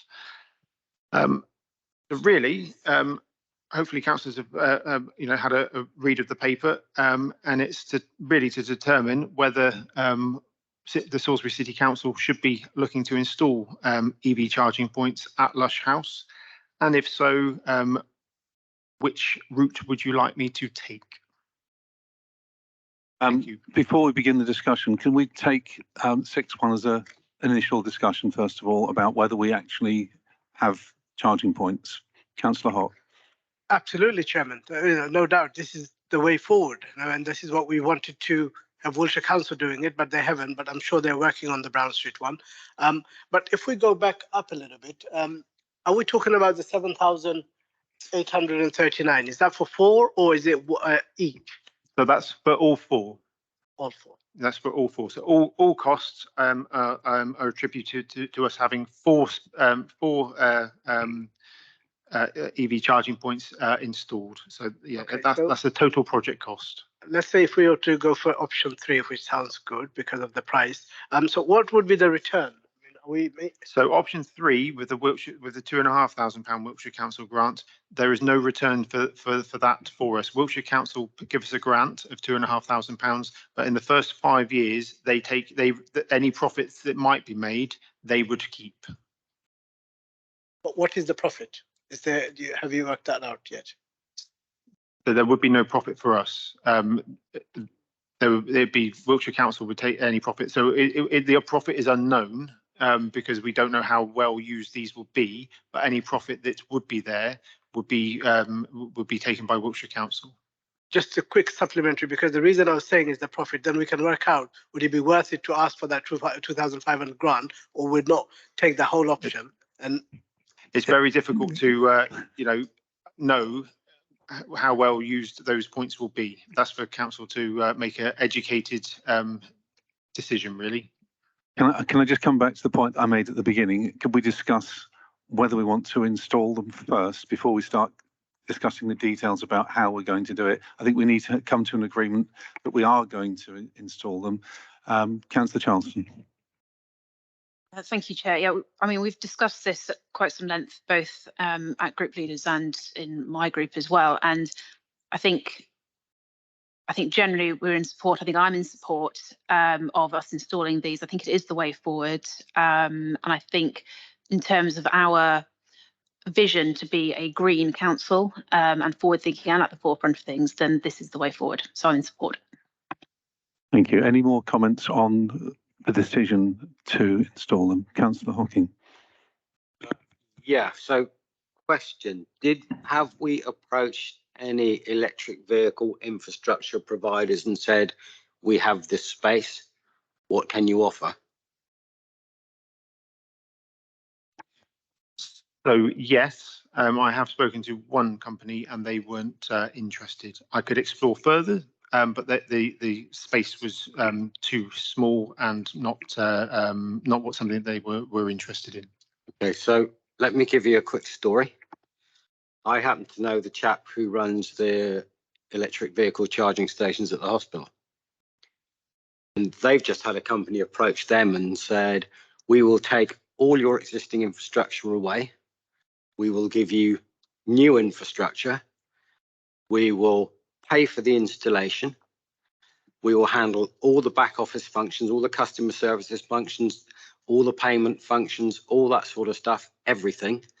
The only decision that Salisbury NHS have to make is, do they want a rental payment for each space, or do they want a percentage of the kilowatt hour charging fees? And they've got 14 spaces we're talking for, but the principle was, we'll do it for free, you get some money. We seem to have gone down the route of, we'll all pay for it.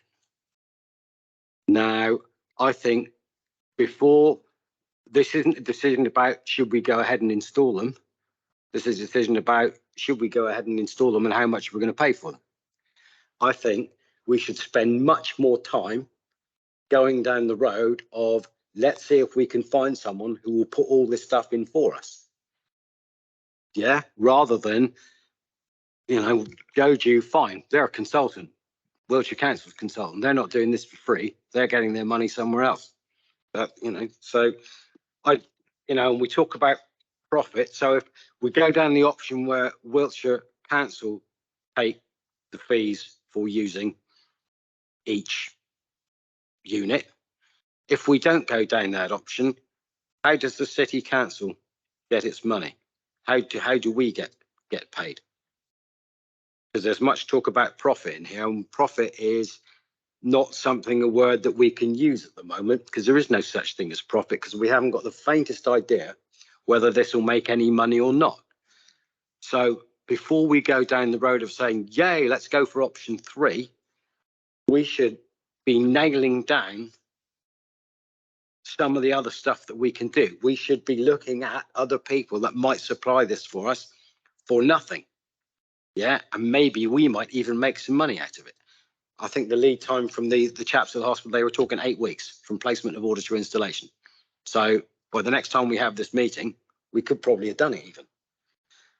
So I'm concerned that we don't actually know how much this is going to cost us in the long run, especially if what is the answer to the question if Wiltshire Council don't take the payments for using the equipment? How would that end up with the city council? How would we end up with that money? What's the option whereby we get the money for charging the vehicles? So well, any of the other 3 options, option 1, 2, or 4, would see us taking any profits that might be made. No, what I'm saying is, how does that money arrive at the city council? So someone plugs in their car, it costs them £1 a kilowatt hour or whatever. Yeah, how does the money end up in the city council's bank account? So that would be through our provider, who in this instance would be Joju, and they would provide us with a return each month. So they would take the money and they would give us some back. That's correct. So that's what's the percentage that they would this is where we would be paying for the back office costs. So they take that. So we pay for over that 5-year period that we would be paying the back office, the maintenance cost across that 5-year period, and that's where they make their money. No, I'm trying to work out how we make our money from the charge.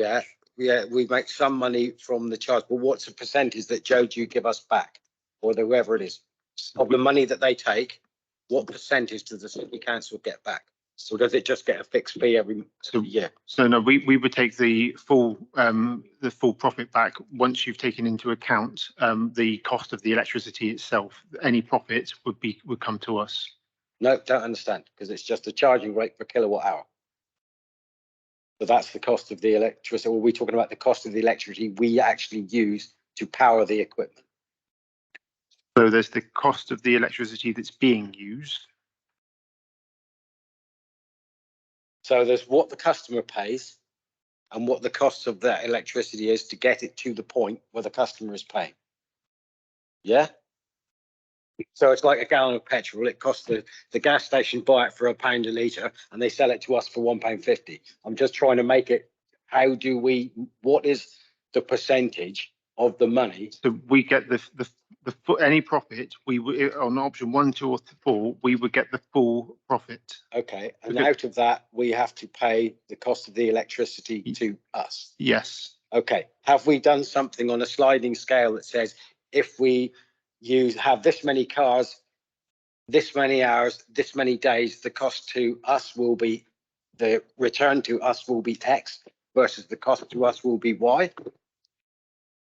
So the cost to us would be what I've stated in the paper, but I haven't put forward a finger in the air if we get, 50 cars a month or 500 cars a month charging for 2 hours at a time. No, I haven't prepared that. But I mean, surely we should have done that just to run up a model of what might happen if. So that there will be a point somewhere along the line where we say, yes, it's viable for us to do it, or no, it isn't. Because what we don't want is a situation where the city council are effectively subsidising people to charge up their car. How is that fair? A couple of people have had their hands up. Excuse me, Councillor Sample. Councillor Tomes had his hand up before you, and I acknowledged that he was going to speak. So, Councillor Tomes, please.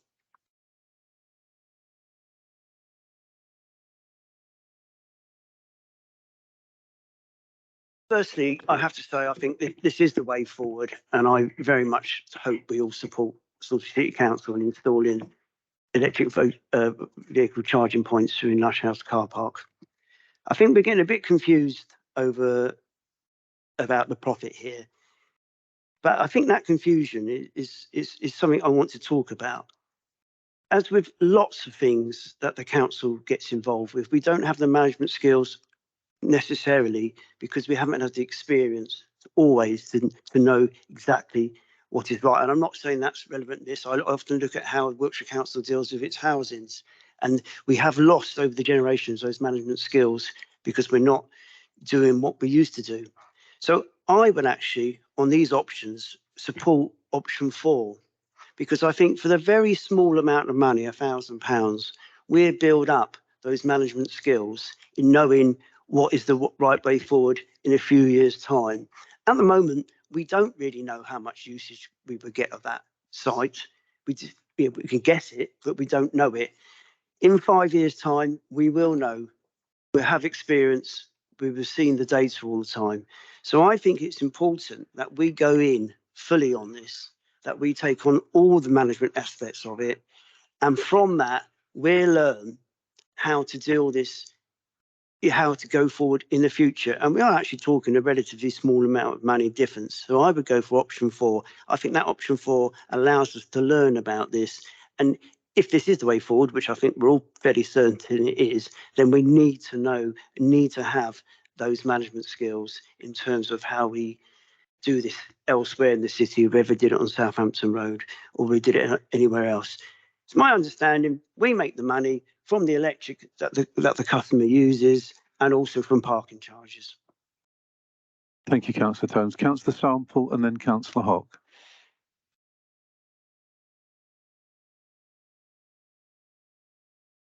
Thank you, Chair. I appreciate I'm not a member of this committee. Nevertheless, this is in my ward.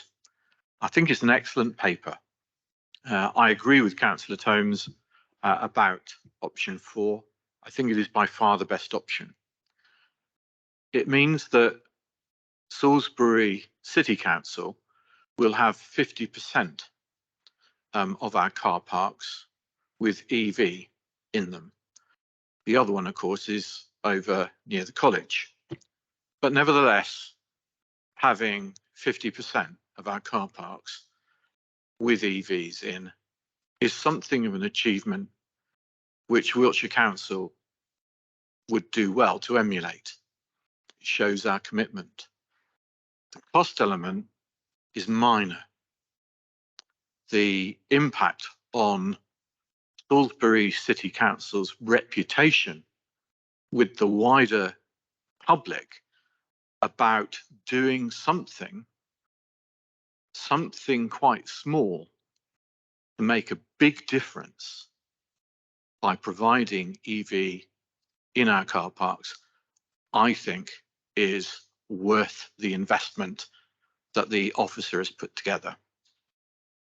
Now then, for a few questions. In another capacity, I'm quite used to seeing cross-examination. It's something that in court we have all day long. And so just a general remark and then a specific one. My specific point is aimed at Councillor Hock. He's raised the question of the Brown Street EV system, which I think 2.5 or 3 years ago he may have reported for repair, still not repaired. The reason given by Wiltshire Council is because that model of EV charger is no longer available. They can't get parts for it, and it will soon be replaced.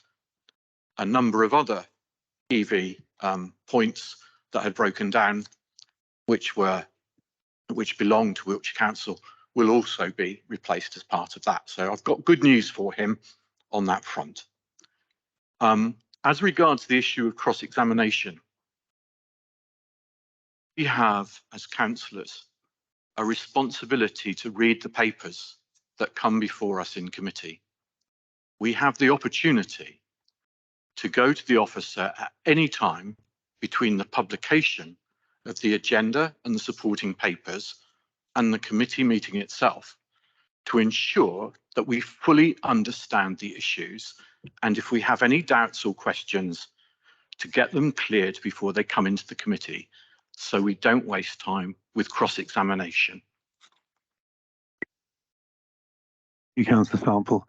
Councillor Hock. Chairman, I mean, you said first about the decision or choosing. Yes, I think a lot of people are in support. However, it is crucial to also work out the figures. What I understand is at the moment, Wiltshire Council charges and then they keep a percentage and they give the money back to us. But what Mark is saying is this will be a separate company which will charge, and then at the end, after deducting the electric cost or whatever's left, we will get 100% of it. But we pay them their fee. So in terms of pricing wise, obviously we have to work out how much is charged per kilowatts or per kilo hour in order to determine how much we are charging the customer. However, what Councillor Sample is saying also is, yes, for PR stance is good, but for me, I cannot have a PR which is going to be very good for the city by hitting the public's purse. So I have to be very careful as what is the charges, because end of the day, PR, yes, it's very good that Salisbury City Council has put an EV charging point. Great news. But that doesn't mean to say my resident pay for that loss. So it is very important. And I think I support Councillor Hawking's view as less scrutinized. We're not undermining our officers' hard work here, but it is important because what we don't want to do is often we've seen at the end, we have egg in our face that we've done something. It cost us a lot. Simple structure, for instance, outside, it had a plan, but we overspend. But people do talk about it. So what we need to do is let's find the solution and let's go for it. I think everybody is happy with the EV charging, but it's very crucial to find out the cost before we kind of agree. But I'm fully supported, caveat that we get the cost right. Thank you. Councillor Corbyn and then Councillor Hocking.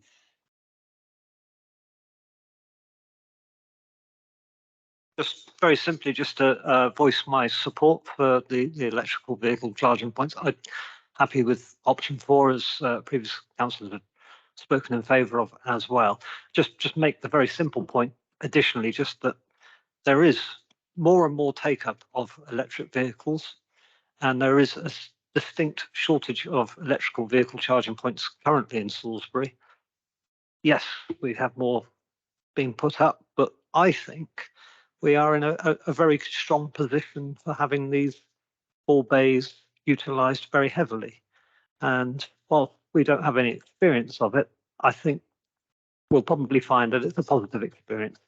If not, then perhaps in a few years down the line, we might look at things in a different light. But I'll be very surprised if we do find ourselves having cause for concern from having taken this, what I think is a positive step.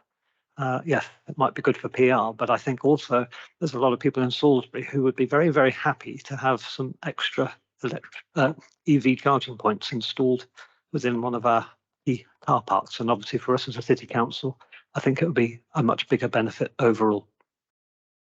Thank you. Councillor Hocking. Thought public questioning or cross-examination of a public paper in a public meeting. Gosh, can't possibly do that now, can we? Tom, Councillor Gorman, just to pick up on your statement, I completely agree. So why are we only doing 4 if the demand is there? We should be doing much more than that. And again, I reiterate, I am not against the idea of EV charging points. I think we absolutely should do them. What I'm trying to do is ensure that we get a return out of it instead of it costing us money. At the moment, the paper as presented doesn't give me that assurance, which is why I won't be supporting it, because we don't know and we haven't gone into the detail. Mark. My understanding of this is that there will be, if you were to choose option 4, there'll be a fixed cost of £4,380 a year for all the back house management and the maintenance. The cost of the electricity to provided is directly proportional to the cost of the electricity bought. Now, I can't believe the company would choose to sell the electricity at less than what they were buying it for, because there is nowhere in anything we're going to sign which says if you fail to charge sufficient to cover the cost of electricity, the city council will bear that cost. So what we're taking, the risk we are taking is that our fixed cost over those 5 years won't cover the income. That's the risk we're taking. So that that puts the risk into perspective. We're risking about £1,000 a year against a rising use of EV.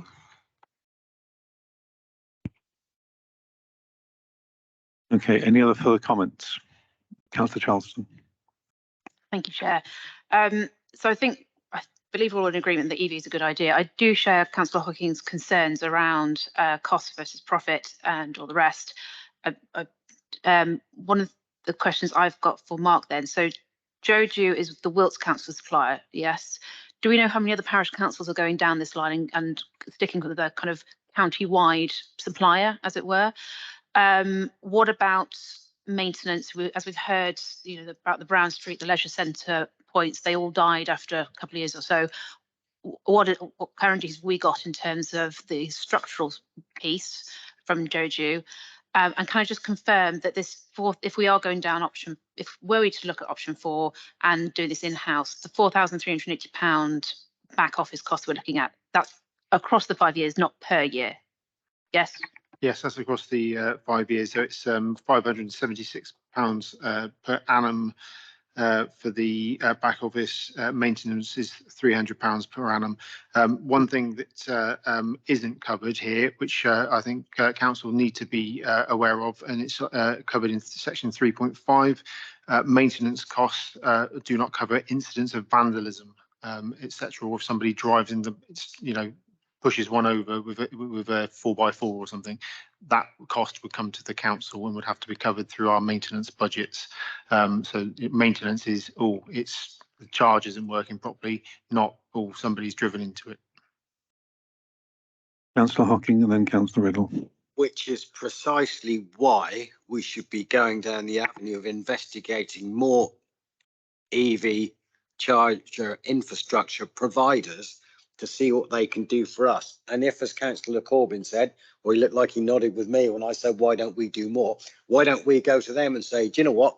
You can give us 15 spaces instead of 4, or 14 instead of 4. Bung the numbers up, make it attractive. If EVs, which everybody seems to think is going to be the way forward because of climate change, if we're all that confident that that's the way we need to go, then let's go to these people in the market with a sweetener and say, this is what we've got for you. We will offer you these places. What return will that get for us? And by the way, we don't want to pay for anything. What will you give us rental per slot? What will you give us as a percentage of the kilowatt charge? Bearing in mind, we still get, as Councillor Sample rightly said, we still get the money for the parking ticket at the end of the day. So there must be something that we can go back to the market with that will allow them to come back, put a proposal to us, and then we can make some money out of it, and not everybody else. Yeah, we need to investigate this a little bit more. Yeah. Councillor Riddle, thank you. Thank you, Councillor Hocking. Some reservations about this all along. One of them is the relatively slow take-up of electrical vehicles on a sufficiently broad scale, and the supply problems. And I think we could take our time over this. I don't think there is any need to rush. I'm also concerned in the situation of that car park about vandalism. It's a well-known route home from the pub for all sorts of troublemakers, as we West Harnham councillors are very well aware at the moment. And I think that unless we have some serious supervision of that site, it will be 5 minutes before it's vandalised. I don't think it's the ideal place to do it. I would much prefer to let Wiltshire Council, which owns the huge majority of parking in this city, take the risk and just wait a couple of years or so and see how they get on. I don't think we need to do this now. That's all I've got to say, really. Thank you, Councillor. Councillor Charleston. I've just forgotten what my question was. Ignore me, carry on.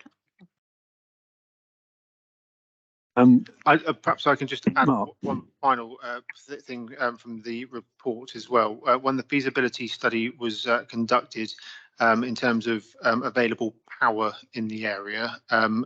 4 spaces is what was deemed available. So I did ask the question about, EV charging points or putting in the infrastructure to have EV charging points at some point for the whole car park, because let's look at 10, 15, 20 years down the road. At the moment, there is not the infrastructure in place to allow for that. There is only the infrastructure, I'm told, in place that would allow for 4. So just to add that in. Councillor Bolwell.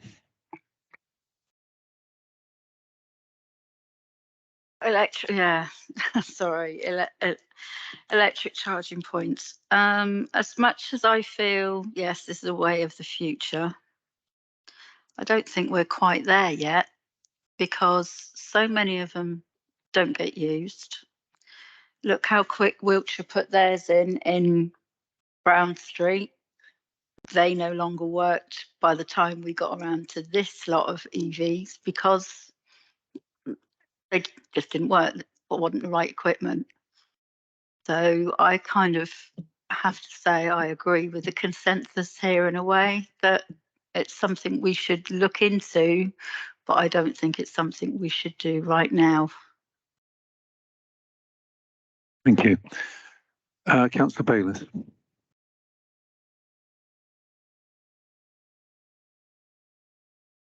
Thank you very much, Chair. Just in response to Councillor Riddle, some anecdotal evidence, particularly around my ward, when I'm knocking on doors, which I've been doing somewhat recently. So many houses have their own domestic EV charging points, so I would definitely disagree with your thoughts that electric vehicles aren't being taken up. They're absolutely everywhere. And I would definitely support this. I can't believe we're actually talking about postponing this again, kicking this into the long grass. Will we ever get it done? Will Wiltshire? I think it's a mistake relying on Wiltshire, as we've seen with the charging points that they put in that have been in disrepair for so many years. I think we need to take the initiative and set an example, if only a small one. Thank you. Thank you. Any more comments? Councillor Tomes.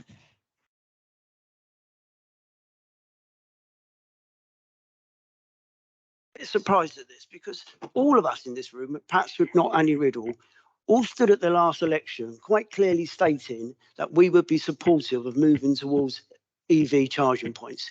That was why some of us got elected. Each and every one of us, the Liberal Party did, the Labour Party did, and I certainly remember Sir Ben Hocking talking about it in his election leaflets. We all stood there with the electorate saying in the next 4 years we would try to bring about increased EV charging points within the city. And I think to go against that now is a little bit disappointing, and it'll be a point that I should be raising. We either go forward with this or we don't. We're arguing about very little here. We're arguing about, well, I'm not even sure what. All the evidence, all the anecdotal evidence is that these will be used. I can't guarantee that, but everywhere there seems to be increasing numbers of people using EV charging points. If we want to maintain this council as bringing in revenue to that car park, we have to provide those EV charging points. Otherwise, we'll get lost behind and people will go elsewhere. When people come to Salisbury and they got electric vehicle, when they go to a bed and breakfast in Exeter Street, when they go to a bed and breakfast place in Harnham and they've got an electric vehicle, if we're the car park supplying that electric vehicle charging points, they will come and park there. I've had requests from bed and breakfast places in Salisbury asking me, when is this council going to provide EV charging points? I got loads of friends who've got electric vehicles, and some people sitting in this room have got electric vehicles. Right? They are coming forward quick. Where are we going to tell them they go and charge up their cars and they want to come and visit Salisbury? Amesbury? This is a joke. We're talking minute amount of money over a 4-year period. We gave a commitment to the public at the last elections that we would stand on this platform. All of us did, apart from Annie Riddle. We all stood on it. I can't, a certain Sir Ben Hocking did, right? And then we're going to let down the residents and we're going to let down the visitors of Salisbury. And I think we have no choice but to go down. We can argue about a few of the technicalities, but we have no choice but to go down this route. Councillor Hock. I'm Chairman, very quickly. because that was aimed at me. Sorry, Councillor Hock, not Councillor Hocking. Chairman, very quickly. I'm not sure Councillor Ian Tone's pointing here. We're not against here. We're just simply finding some facts. However, by listening to him, can he categorically put his name and say, oh, this is a little amount? So obviously he knows. Then in future, we can ask him. It was Councillor Tomes who said it was only a little bit that, little change or little money has been spent. So then at least we can go back to Councillor Tomes and say, you said little, it's not little anymore, it's way high. Unless he can put his name saying, declaring that it's going to only little amount, then I might change my mind. Councillor Tomes, could you respond to that, and then Councillor Hocking? Talking £5,000 over 5 years, roughly. Okay, £6,000. If we made no money, no, from absolutely them, not yet, Councillor Tomes, because the electric charge, the cost, and everything else. That's the key point, because there's no point electric has been charged high and our rate is low. We will be making loss. We are still ending up paying the fee of £5,000. That's nothing to do with it here. It is about how much you are charging and how much you're making. So unless you say, oh, it's not about the £4,500 here. I'm sorry, I'm a businessman. I can understand calculation. £4,500 is their admin fee and everything else. Regardless you make money or not, you have to pay that. But what we are saying is, at the end of the year, after minusing electric charge, the cost, are you making any money? That is the crux of the problem here. all the advice Hock, I've been given is yes, you will make money out of it.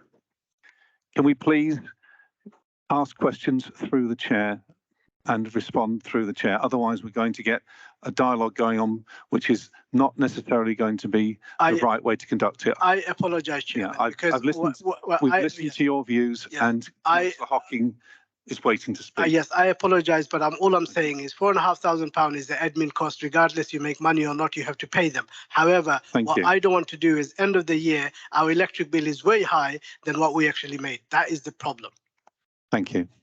Councillor Hocking. So yeah, sorry, Ian, what part of I support the installation of electric vehicle charging points do you not understand? I'm sorry. Can we please hang on. Go through the chair? Yeah. What part of I support EV infrastructure and the installation of do people not understand? What I don't support is, what I'm trying to do is make sure that the city council make money out of it rather than lose money out of it.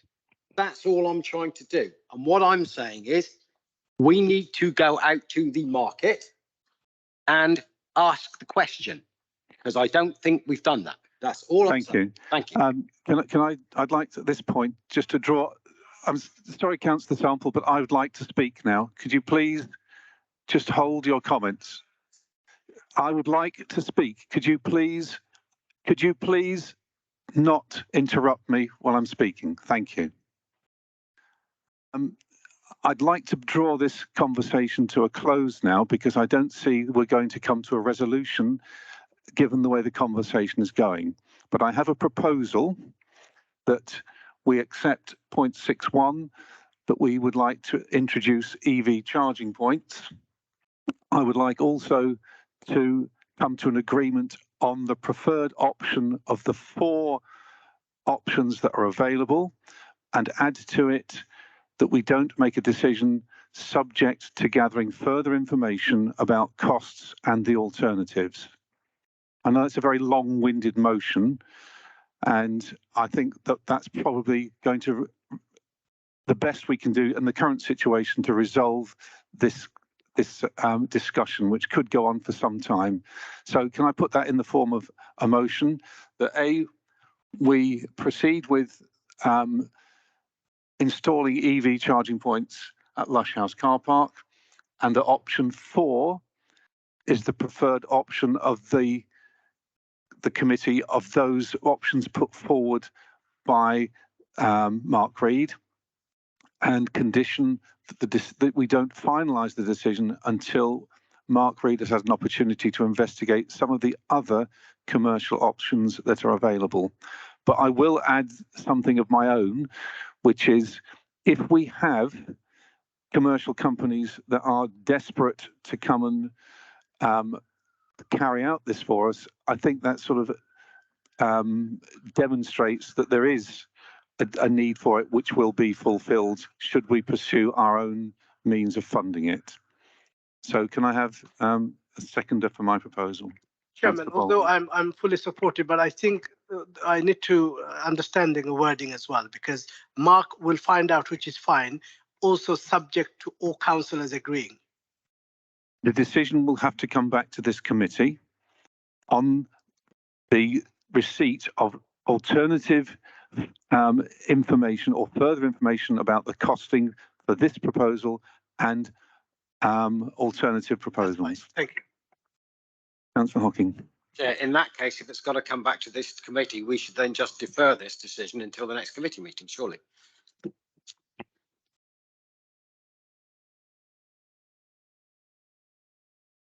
We have to vote on the motion because it's been proposed and seconded.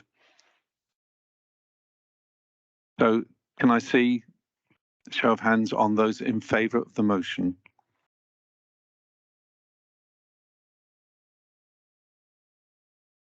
Five. Those against? We've called for a vote and we've started the vote. Those against?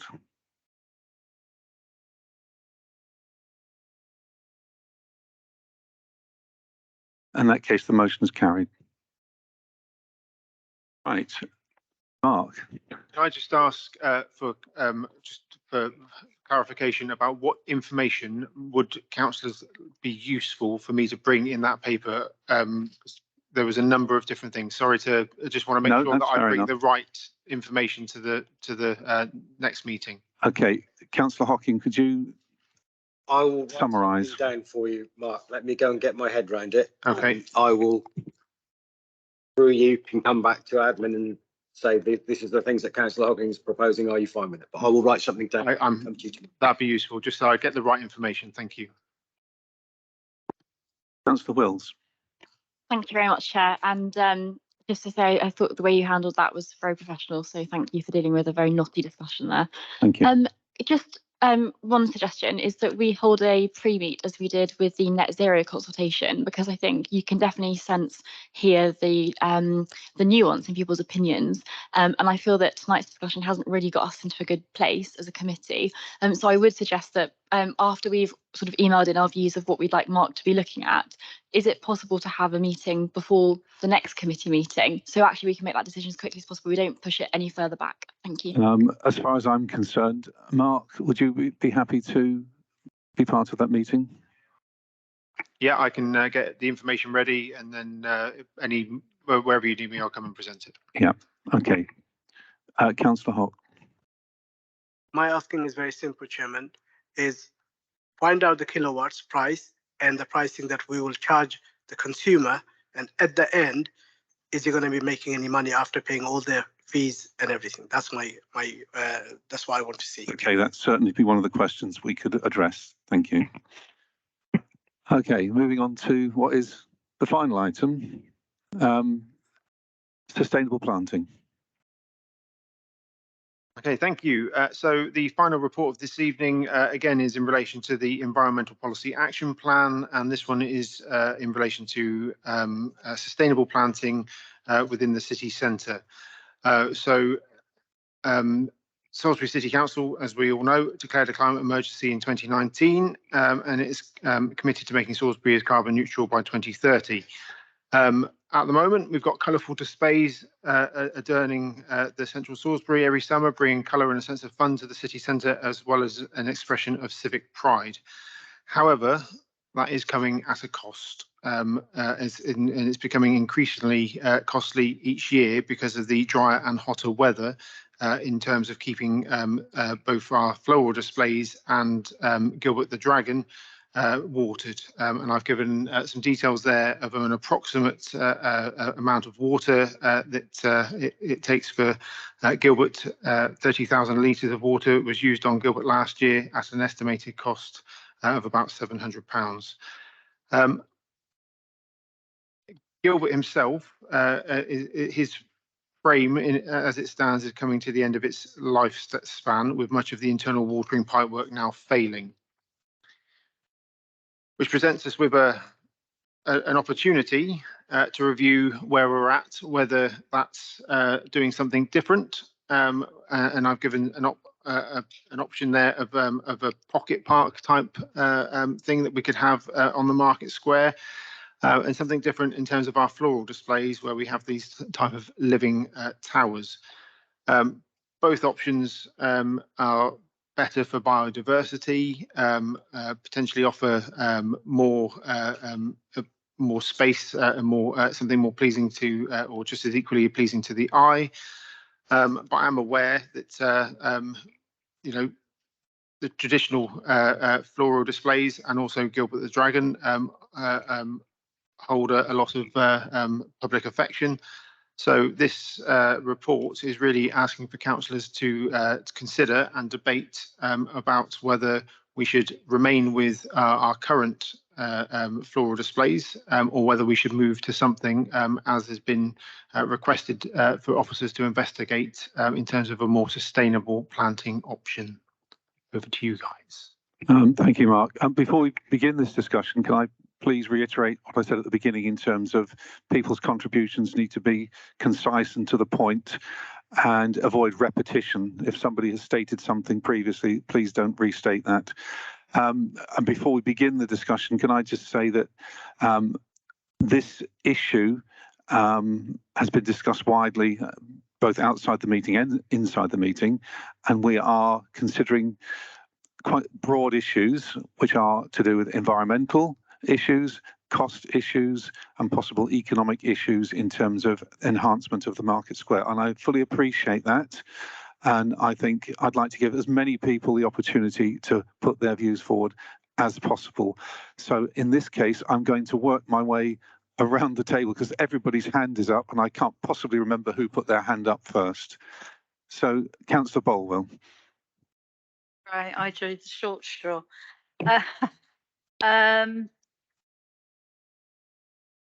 Gilbert's certainly been part of my children's lives for many years. My grandkids absolutely love him, have said how tired he's looking. Nanny, he needs a rest, was what I got. So bearing in mind our winters are getting damper and our summers are getting extremely hotter, is there anything in any way, not necessarily as he is now, obviously he needs a new frame or whatever, is there anything that can be done to revive Gilbert, Mark? So Gilbert in his current form, he's not designed really for the weather that we now get.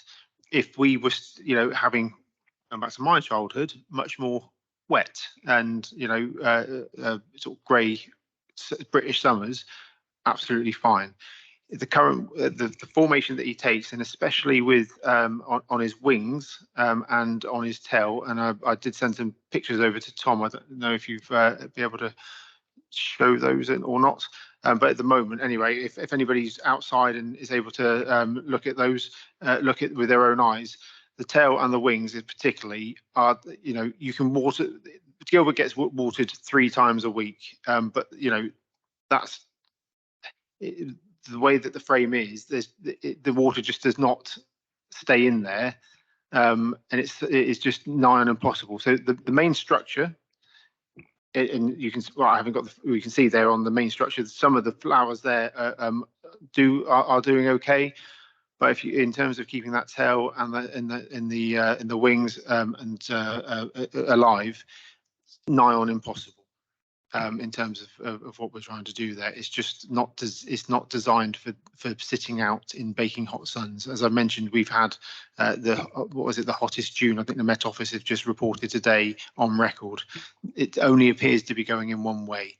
So in terms of this, Gilbert doing what we can here, you know, with planting, I think it's reached the end of its lifespan. That's not to say we couldn't do something else. That's, you know, for councillors to decide. But in terms of, you know, just repeating what happened over the years, it's, well, you can see for yourself, it's just not, it's not fit for purpose anymore with the weather conditions that we have. Thank you. Councillor Stanley, did you wish to comment? That we might send Gilbert on a tour round the councils of the UK and find a place which is better for him. Thank you, Councillor Hocking. Among other things, if you looked at Gilbert today and over the last few years, you look at them and go, succulents, are they real flowers or are they plastic? So we could use plastic flowers. He'd never need watering again. No one would notice and he'd be completely immortal. Gilbert has survived forever. Noting, by the way, we've got someone that will weld the frame up for free. Yeah? So we could do that if we wanted to. And trust, most of the public wouldn't notice. Honestly, it'll be fine. Just a suggestion. Yeah, that way we get the base of earthworms. We don't need to water him and we keep him. We could even put Christmas lights on him and stuff. Yeah, he'd be fine. And that's serious. The business about the parklet, which we're talking about, which is in the, does that replace the planters we have around the market square? Or is that in addition to? So that would be making use of the planters and repurposing them. So we to watch something similar to what you see there. So the idea, the best practice with planters is if you've got planters spread out, they offer very little in terms of biodiversity gain. If you create mini islands, which is what essentially this type of thing is, and also with the sort of the pillars, they offer much more in terms of benefit to nature. So yes, the planters around the outside of the square would disappear, but they would be reincorporated into this design. So we would still be making use of them, repurposing them, but not having them in their current locations. And what about the flower towers that we have currently in the summer? Are they still used or will they not be? So we don't use flower towers anymore. We have flower troughs still in certain places, but the flower towers, the budget was reduced last year and we don't have flower towers around the city. And finally, if we go back to our living hanging baskets, are they just going to be green or are they actually going to have flowers on them? So again, these would not be as bright and colourful as the traditional hanging baskets. They would be, as you can see in the pictures there, more green, yellows, based species that would be better for nature, but not necessarily as bright and vibrant as what you might see out there now. So our strategic aim to be a bright and vibrant city partly bites the dust then. You know what? Why don't we just plant cactus everywhere? Oh. Okay, thank you, Chair. That's me. Don't agree with this. Councillor Wills. Thank you very much. I think, first of all, let's throw back to why we're here. And I think there is a massive issue in terms of how this council sort of understands and takes the temperature check of residents. So I think my personal view is the administration were quite surprised at the backlash that you received for not monitoring and keeping Gilbert operational. So there is a problem there. And I think there needs to be lessons that get learned about this. I think also the paper so far doesn't really recognise the fact that we do have the men's shed in Salisbury saying, yeah, absolutely fine to give Gilbert a check. And a once over. So I do think that, at the moment, it feels like it doesn't necessarily kind of present the full facts as they are. And I think we need to think about actually, let's break this down and not make a decision straight away about the future of him, because actually we have people ready and waiting to actually give us their expert opinion on the structural sustainability of Gilbert. I also am quite disappointed, to be honest, to hear that we've got £30,000 allocated for floral displays. I think we're looking at £700 a year for Gilbert specifically. And again, I don't, you're not actually talking about a significant proportion of that budget. And I think that as councillors, we have to listen to residents at the end of the day. It's all very well having these sorts of quite esoteric debates about, you know, what is the right kind of planting for the city. But equally, residents have told us very loudly and very clearly that they're not happy with the idea that Gilbert could be lost. So I think if I ignore what I've heard on the doorstep, then I'm actually not doing my good job as a councillor. There's also another conversation I think needs to be added into this debate, and this is about how we protect the city's heritage. And I think that the problem is it also feels like kind of at the moment the idea is you get rid of Gilbert and he goes off to you know, Churchfields and gets scrapped and we watch him melt down overnight. That's not the right answer here either.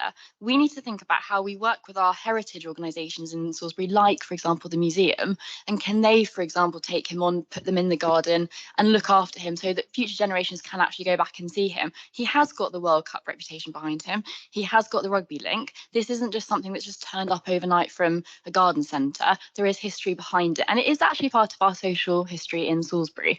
So at the moment, I'm really not happy to support the proposal, and I would really suggest that we as a committee have a much stronger and more nuanced debate here, and I'm not going to support losing Gilbert as this committee seems to be suggesting. I'm disappointed in the administration for doing that. Thank you. Councillor Hock. Thank you, Chairman. I'm sure, like me, you've also seen the public reaction over the last month. Gilbert has touched a lot of people, and they are very soft about Gilbert. So I think there is a credibility stake here of Salisbury City Council, given the vast money that we accumulate over the years, that we couldn't save Gilbert. So the question is, I absolutely want to save Gilbert in any way.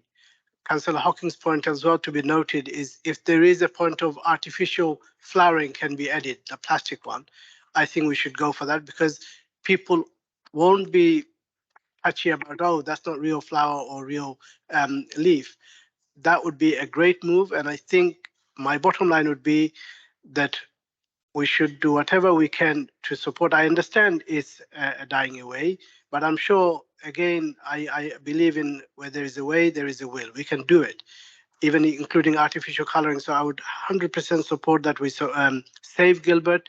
And more importantly, it's our credibility here, because I know I talk for everyone, people will be asking, how can you not save Gilbert? You know, so it'd be very difficult to say, oh, it's rotten, we couldn't save it. I don't think that would be a good answer. So my humble plea to everyone would be, is we find or go to absolute bottom end to save Gilbert. Thank you. Councillor Charleston. Thank you, Chair. I think there's been some quite helpful debate here and some slightly hysterical debate as well. I don't think there's anywhere in this paper that actually says, the administration says, let's scrap Gilbert. I think we can all agree that he holds a dear place in a lot of people's hearts. Like Councillor Bolwell, I spoke to my daughter about it this morning and she said, oh, can we send him away to be, you know, made better, mummy? You know, he is very positive. I also went out on the doors and chatted to people about Gilbert. I explained he's 30 years old, that he has been looked after, but any piece of equipment that lives outdoors for 30 years does have an end of its life.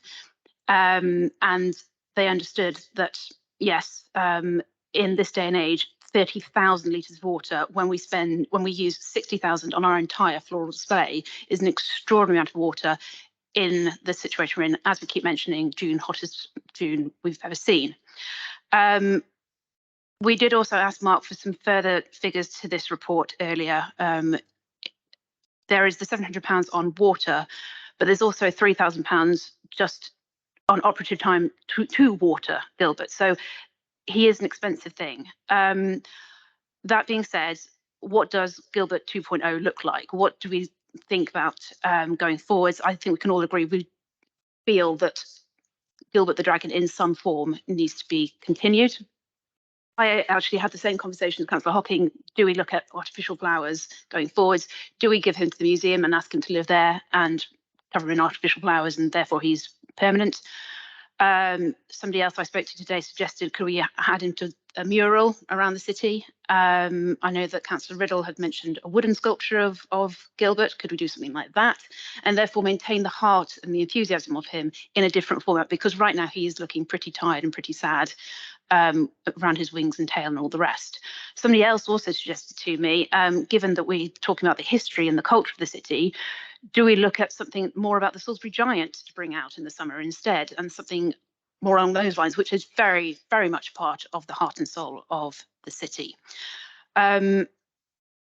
That's Gilbert. On the in terms of the parklet, living pillars, etc., I'm fully in favour of those ideas. I think the parklet's a lovely idea. Again, my residents were fully in favour of that when I chatted to them. I think the living pillars are lovely. I think they could be around all year instead. And I think it adds to that green, lively aspect to our city. We had a row of people at the back there who also wished to comment. So, Councillor Sample, would you like to come forward?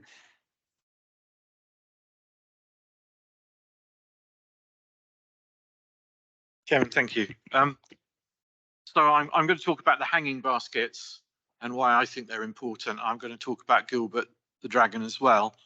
And so I would say that in respect of hanging baskets and Gilbert, this city has, for the past few decades, had a good reputation for delivering great floral arrangements, thanks to the hard work of our staff and our contractors. It is a floral city, and at the heart of it is Gilbert the dragon, who is much loved by our children. I know one person who told me today that their best friend had named their child Gilbert because they were so much enthralled by him. And I believe that the hanging baskets add to the experience of visitors, tourists, residents and workers, making it a wonderful place to work and visit. And that is important to the economic life of our city because it brings people in, they stare in wonder, and they can have a drink or a cup of coffee in the market square and enjoy the floral arrangements. So from my perspective, we absolutely have to keep that reputation. We have to keep Gilbert. And I'm particularly pleased that in response to the questions which I put and Brian Dalton put at a recent meeting, that we've actually had an opportunity to drag this to the floor. And I'd also like to congratulate Jo King for the work that she's done in getting the men's shed interested in looking at Gilbert and possibly providing us with a solution. There are two arguments as to why you should go ahead with the paper. The first is money, the second is water. So from a water perspective, we have been told today that there's an enormous strain on water. Well, Chair, I don't have to remind you because we all know that we live 10 miles downstream from the world's largest natural chalk aquifer. And if I tell you that it is Salisbury Plain is 270 square miles of water aquifer, a saturated thickness of 100 meters of chalk aquifer can hold around 1 million litres of water per square metre, per 10,000 square metres of land. It's a massive natural resource. We have 5 rivers.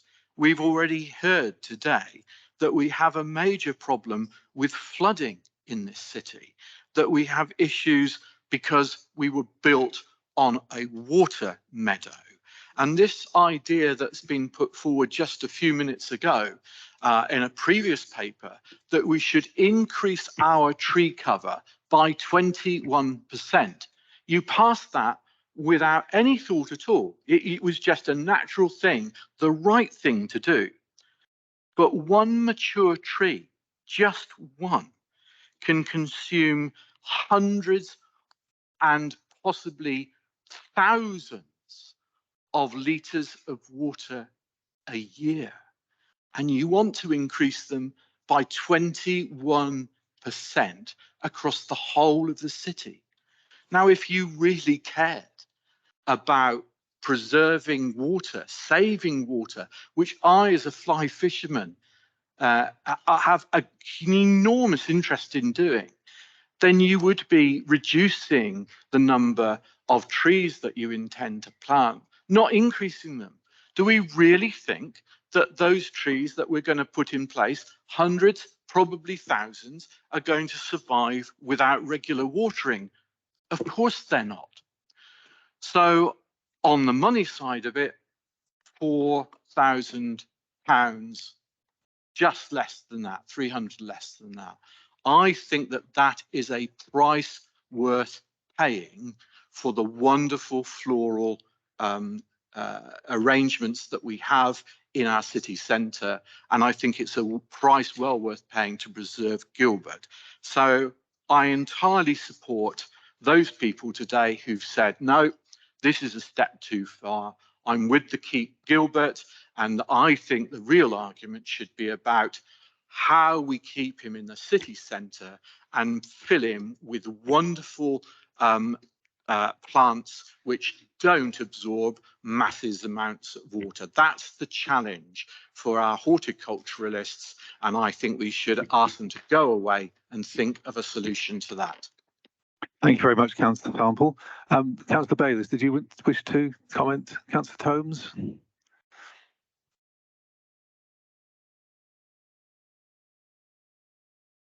Thank you. Thanks again for letting me speak. It's a bit more interesting this committee than a lot I go to too. Firstly, you know, it's all been said today. June was the hottest June ever. The last 2 summers have been so record-breaking in terms of their heat. I can't even remember what records they've been breaking. But we're turning into a Mediterranean climate. We're getting hot, wetter winters and hotter summers. A lot of what we have to do is adapt to that. And that's what this paper's about, sustainable planting. So we move forward, putting in place trees, yes, plants, yes, that can survive better in a different climate to what they're experiencing at the moment. And that is what this paper is basically about. At the same time, we all know that there is issues with water. There's issues with water because of the water companies. There's issues with waters because of extraction, runoff, and there's issues with water because of extraction. Yeah, lots of councils these days are going down the route, and as is the Royal Horticultural Society, of being water neutral. That you try to manage and make sure that the water you use, you know, you're not taking any more water out the system, or you're at the very least storing water over the winter period so they can use it in the summer. We have to move down this route in terms of being careful with our water use, because the climate is changing and we can't carry on as we did before. So that is why I totally support sustainable planting policy. We've got no choice in many ways. In 5 years' time, we'll be, you know, the temperature could be up in the summers to around 40 degrees. I noticed some authorities in their ground maintenance teams are bringing in siesta periods during the day, because as the weather gets hotter, they won't be out there able to work out there in the summer. Things are on the move and things are changing. We've got to be careful about that. And as with Gilbert, look, I hear what everybody says. I mean, I feel a bad father now because my kids never got excitable about Gilbert, and I don't know why, but they never did. Perhaps I've let them down badly. I'll go home and chat to them later. Both they left home, so I mean, but I'll go home and email them to say, did I do something terribly wrong? Because you have no great affection towards that wild thing in the middle of the market square. They have more probably affection with the commercial bins, to be quite honest about it. But never, that's another issue. Yeah. If people really are that dead keen on Gilbert, then perhaps we look at a future use of it. But I mean, I and perhaps Paul Sample can remember when there wasn't a Gilbert in this town, and we still seem to have lots of tourists. I think they were coming for, what was it, the big church and those bunch of rocks out on the plain. That's what they were coming here for, and I'm certain that's why they would still come here. We have to be very serious about this. Plastic flowers, you know. Plastic flowers. If we're going to have plastic flowers in the flower box, in the hanging baskets, then perhaps we should do away the whole gardening team and just put plastic flowers right way across the park. That'd save a lot of money, wouldn't it? And it'd save a lot of watering at the same time. I don't think that's an option. And I hear what Paul Sample says about trees, but trees, firstly, they reduce CO2, which is what is warming the planet up. And secondly, they provide shade, which is what we're all going to need more as the climate warms up. So that's, if we're going to have a debate about this, let's have it stick to more sort of serious. Perhaps there is a route for Gilbert in a different form, in a different place. But let's be aware of what we're talking about here. We're talking about sustainable planting for the future, and there is really not a lot of choice on it. We've got to go down that route. Thank you. Thank you. Councillor Corbyn.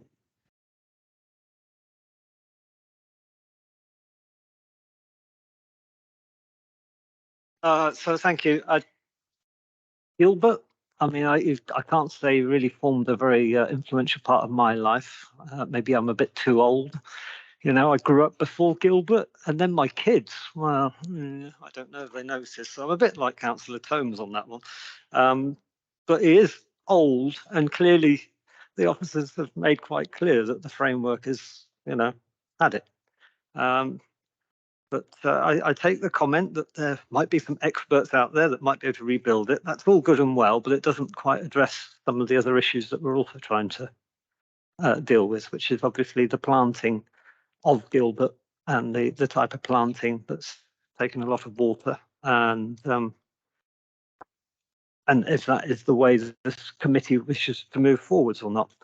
One thing I cannot accept in any way is the idea of plastic plants. I'm sorry, but if this council in any way entertains the idea of plastic plants, I mean, we might as well just roll plastic grass out everywhere. And I can tell you, I can't stand paved areas where there doesn't need to be paved areas. Give me grass any day. I hate front gardens that are completely turned to wasteland. And I equally hate the idea of Gilbert being planted out in plastic. The idea of having planters as an island, I can see how that perhaps could work quite nicely. I do like the fact that as a city we're quite a showy place, and I think that for me, from an economic perspective, from being an attractive tourist town, I kind of agree with some of the comments that some of the councillors have made about right now you go into the market square and it is extremely pretty with all the pink flowers in the hanging baskets. It is an extremely attractive place, and it is a place you want to hang around and be a part of. So I do understand the significance and the importance of that as a benefit from a tourist city perspective, from our own residents' perspective, wanting to enjoy the space. And I guess I'll just have to leave that to the committee members as to what they think is the right thing. I just wonder whether these planters that are proposed could ever be quite as attractive in a way that makes us feel as warm, fuzzy feeling inside as we get with the current hanging baskets while they're looking so pretty. Obviously, they don't look that pretty all year round, but that perhaps is a selling point for the proposals. Maybe they'd look prettier in the darker months than having no hanging baskets whatsoever because they're all withdrawn. But yeah, good luck, because it's quite a mixed view on all of that. Thank you. Councillor Bayliss, did your hand go up again?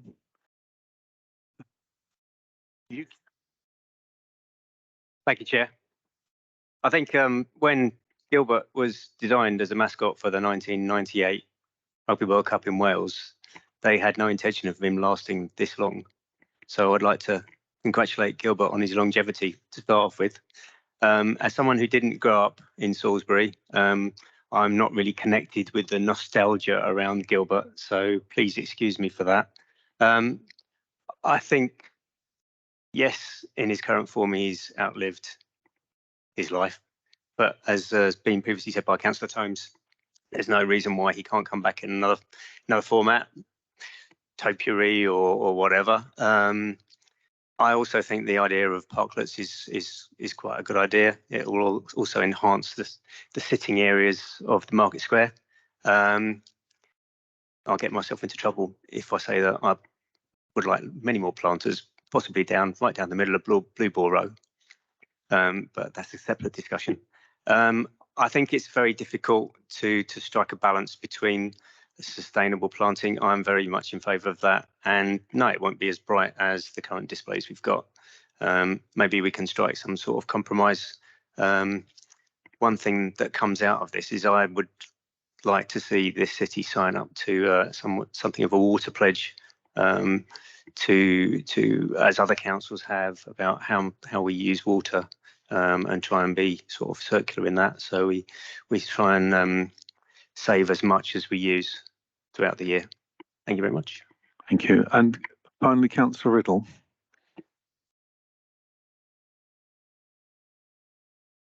I don't have any personal great affection for Gilbert, and I think my children are far. He wasn't a feature of their lives. They're probably too old for that. I would seriously like to suggest that we look at reincarnating Gilbert in some more sustainable form, such as a wooden sculpture, which could be moved around the city still and could take part in events, but wouldn't put our staff to all this hours of work and it's not ultimately going to be sustainable. It will have to be replanted and replanted and replanted. It's very nice of the men's shed to offer to help. And maybe if they do that, then maybe another home in the city could be found for Gilbert that wouldn't be required to be looked after by the council. But I still think a better idea would be to come up with another form of Gilbert. I like very much the idea of the planters done as a parklet, because the officers have made it clear that that would be a better environmentally friendly way of creating habitat and encouraging wildlife within our city centre. Whereas the hanging basket is, frankly, it's very pretty for a short while, but it's a bit of a sterile environment. If we can use more wildlife friendly planting in arrangements in the city centre and make little places for people to sit down and chat, I think that's a very good thing.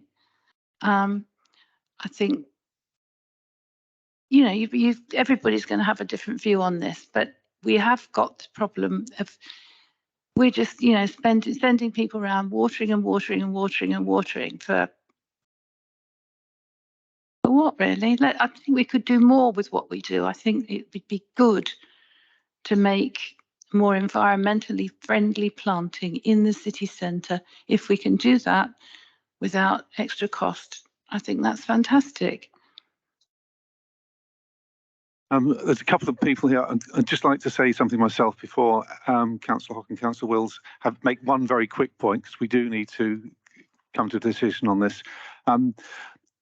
Just summing up, what we have here is quite clearly a desire to maintain the existence of Gilbert in some form, and I think that can be encompassed in what Mark is proposing, and that the planters and the sustainable flowers, plants, whatever Mark is suggesting, is certainly an economic and environmental good decision. None of these decisions are irreversible, and I would expect it.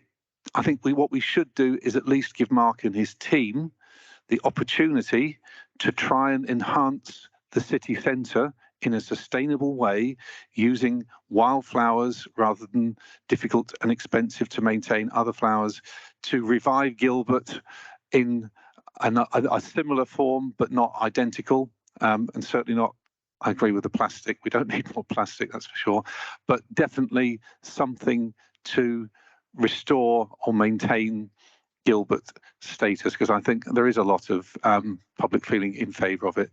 But the rest of it is to do with enhancing the city centre, and I think we do have to try and find a compromise in enhancing the city centre and reducing our water consumption and the cost of maintaining plants. So quick couple of words from Eleanor Wills and Councillor Hock. Thanks, Chair. Just very quickly, I think we can't make the decision tonight because we don't know what the response is from the men's shed. So we don't know what the future watering requirements will be for Gilbert. It could be that they, for example, could put like a metal basin. They could find different ways of watering him, thinking about how you can make him more sustainable. And I am absolutely not voting tonight to get rid of Gilbert.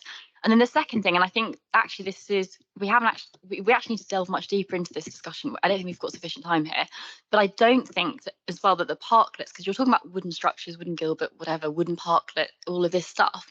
I actually think that all of these ideas for the street scene in Salisbury don't really reflect the medieval heritage of our city. And you go to other historic places across the UK, and I actually don't really like the big wooden structures that are evolving. We've got benches. We need nice floral planters that reflect the heritage of Salisbury. I don't want to see loads of stuff cluttering up the street scene as is being proposed in these photos. Thanks. Okay, if I misunderstood, the planters we're talking about are not new planters, they're existing planters, is that correct? Yeah, so we would repurpose the existing planters to make them something akin to what you see there, but we'd be repurposing what we already have in the main. Okay, so can we move to a decision on this now? Because I think we've given it a considerable amount of time.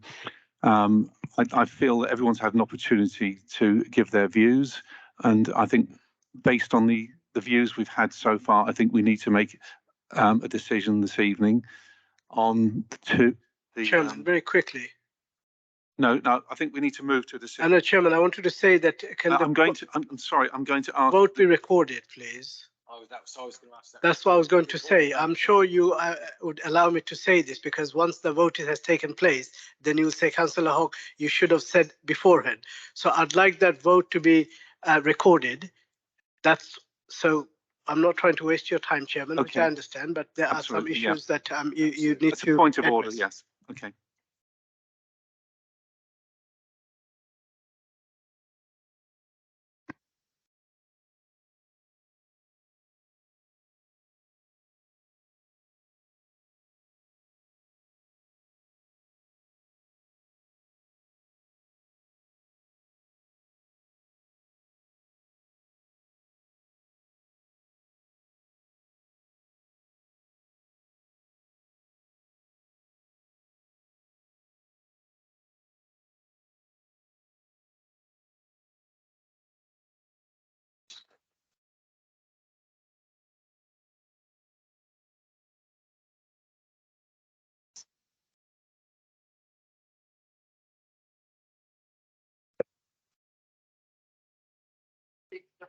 Where have all the flowers gone? That would be the ode to this. Because Chairman, if you have, Thank you. I'm happy to put. Hold on, I'm happy to put forward a proposals that we save or find a way to save Gilbert.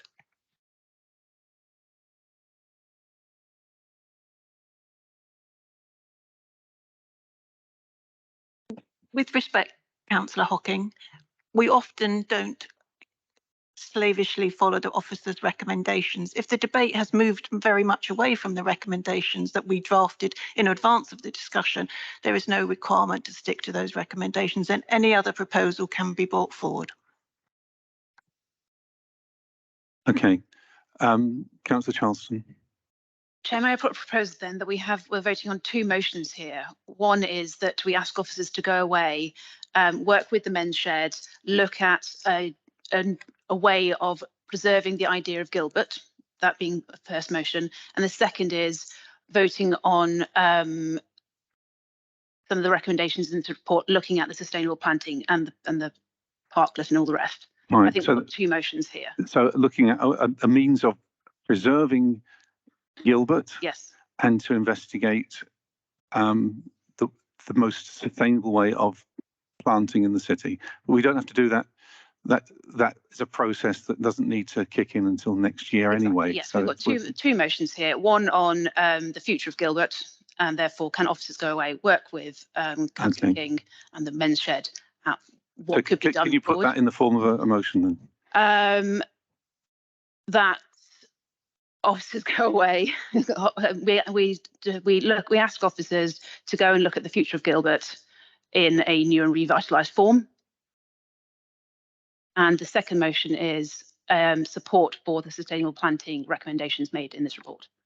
Okay, do I have a seconder for those two? Councillor Riddle.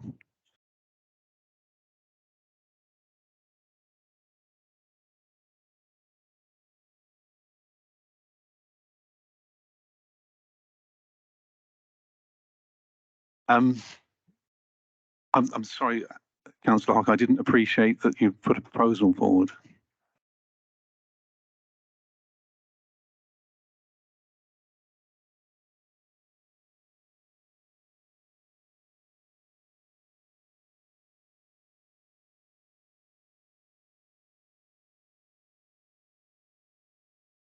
I mean, we have a proposal and a seconder, so we need to vote on that now, I'm afraid.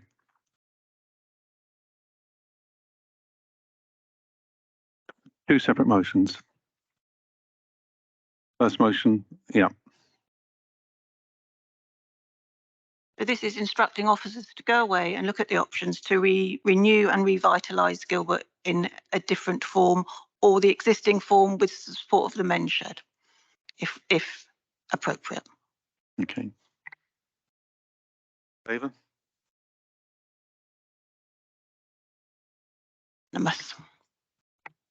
And they're both recorded, I believe, aren't they? Second motion.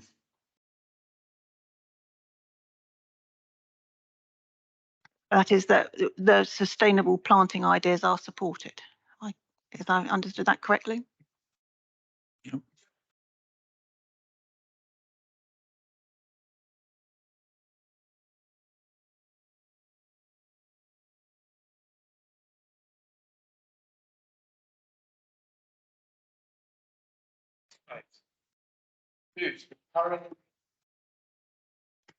That's what the debate has been about.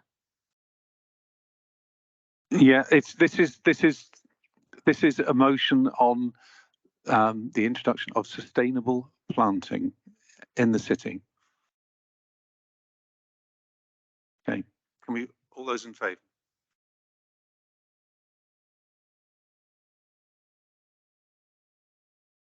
Five. Carried.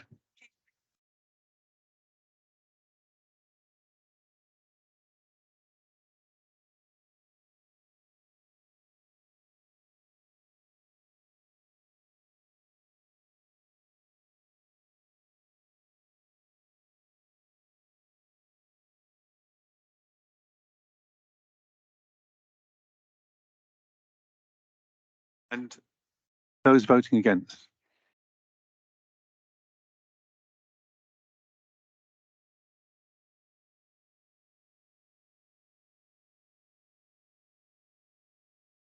Thank you. Right. Thank you very much for all your comments and suggestions this evening, and that closes the meeting. Thank you.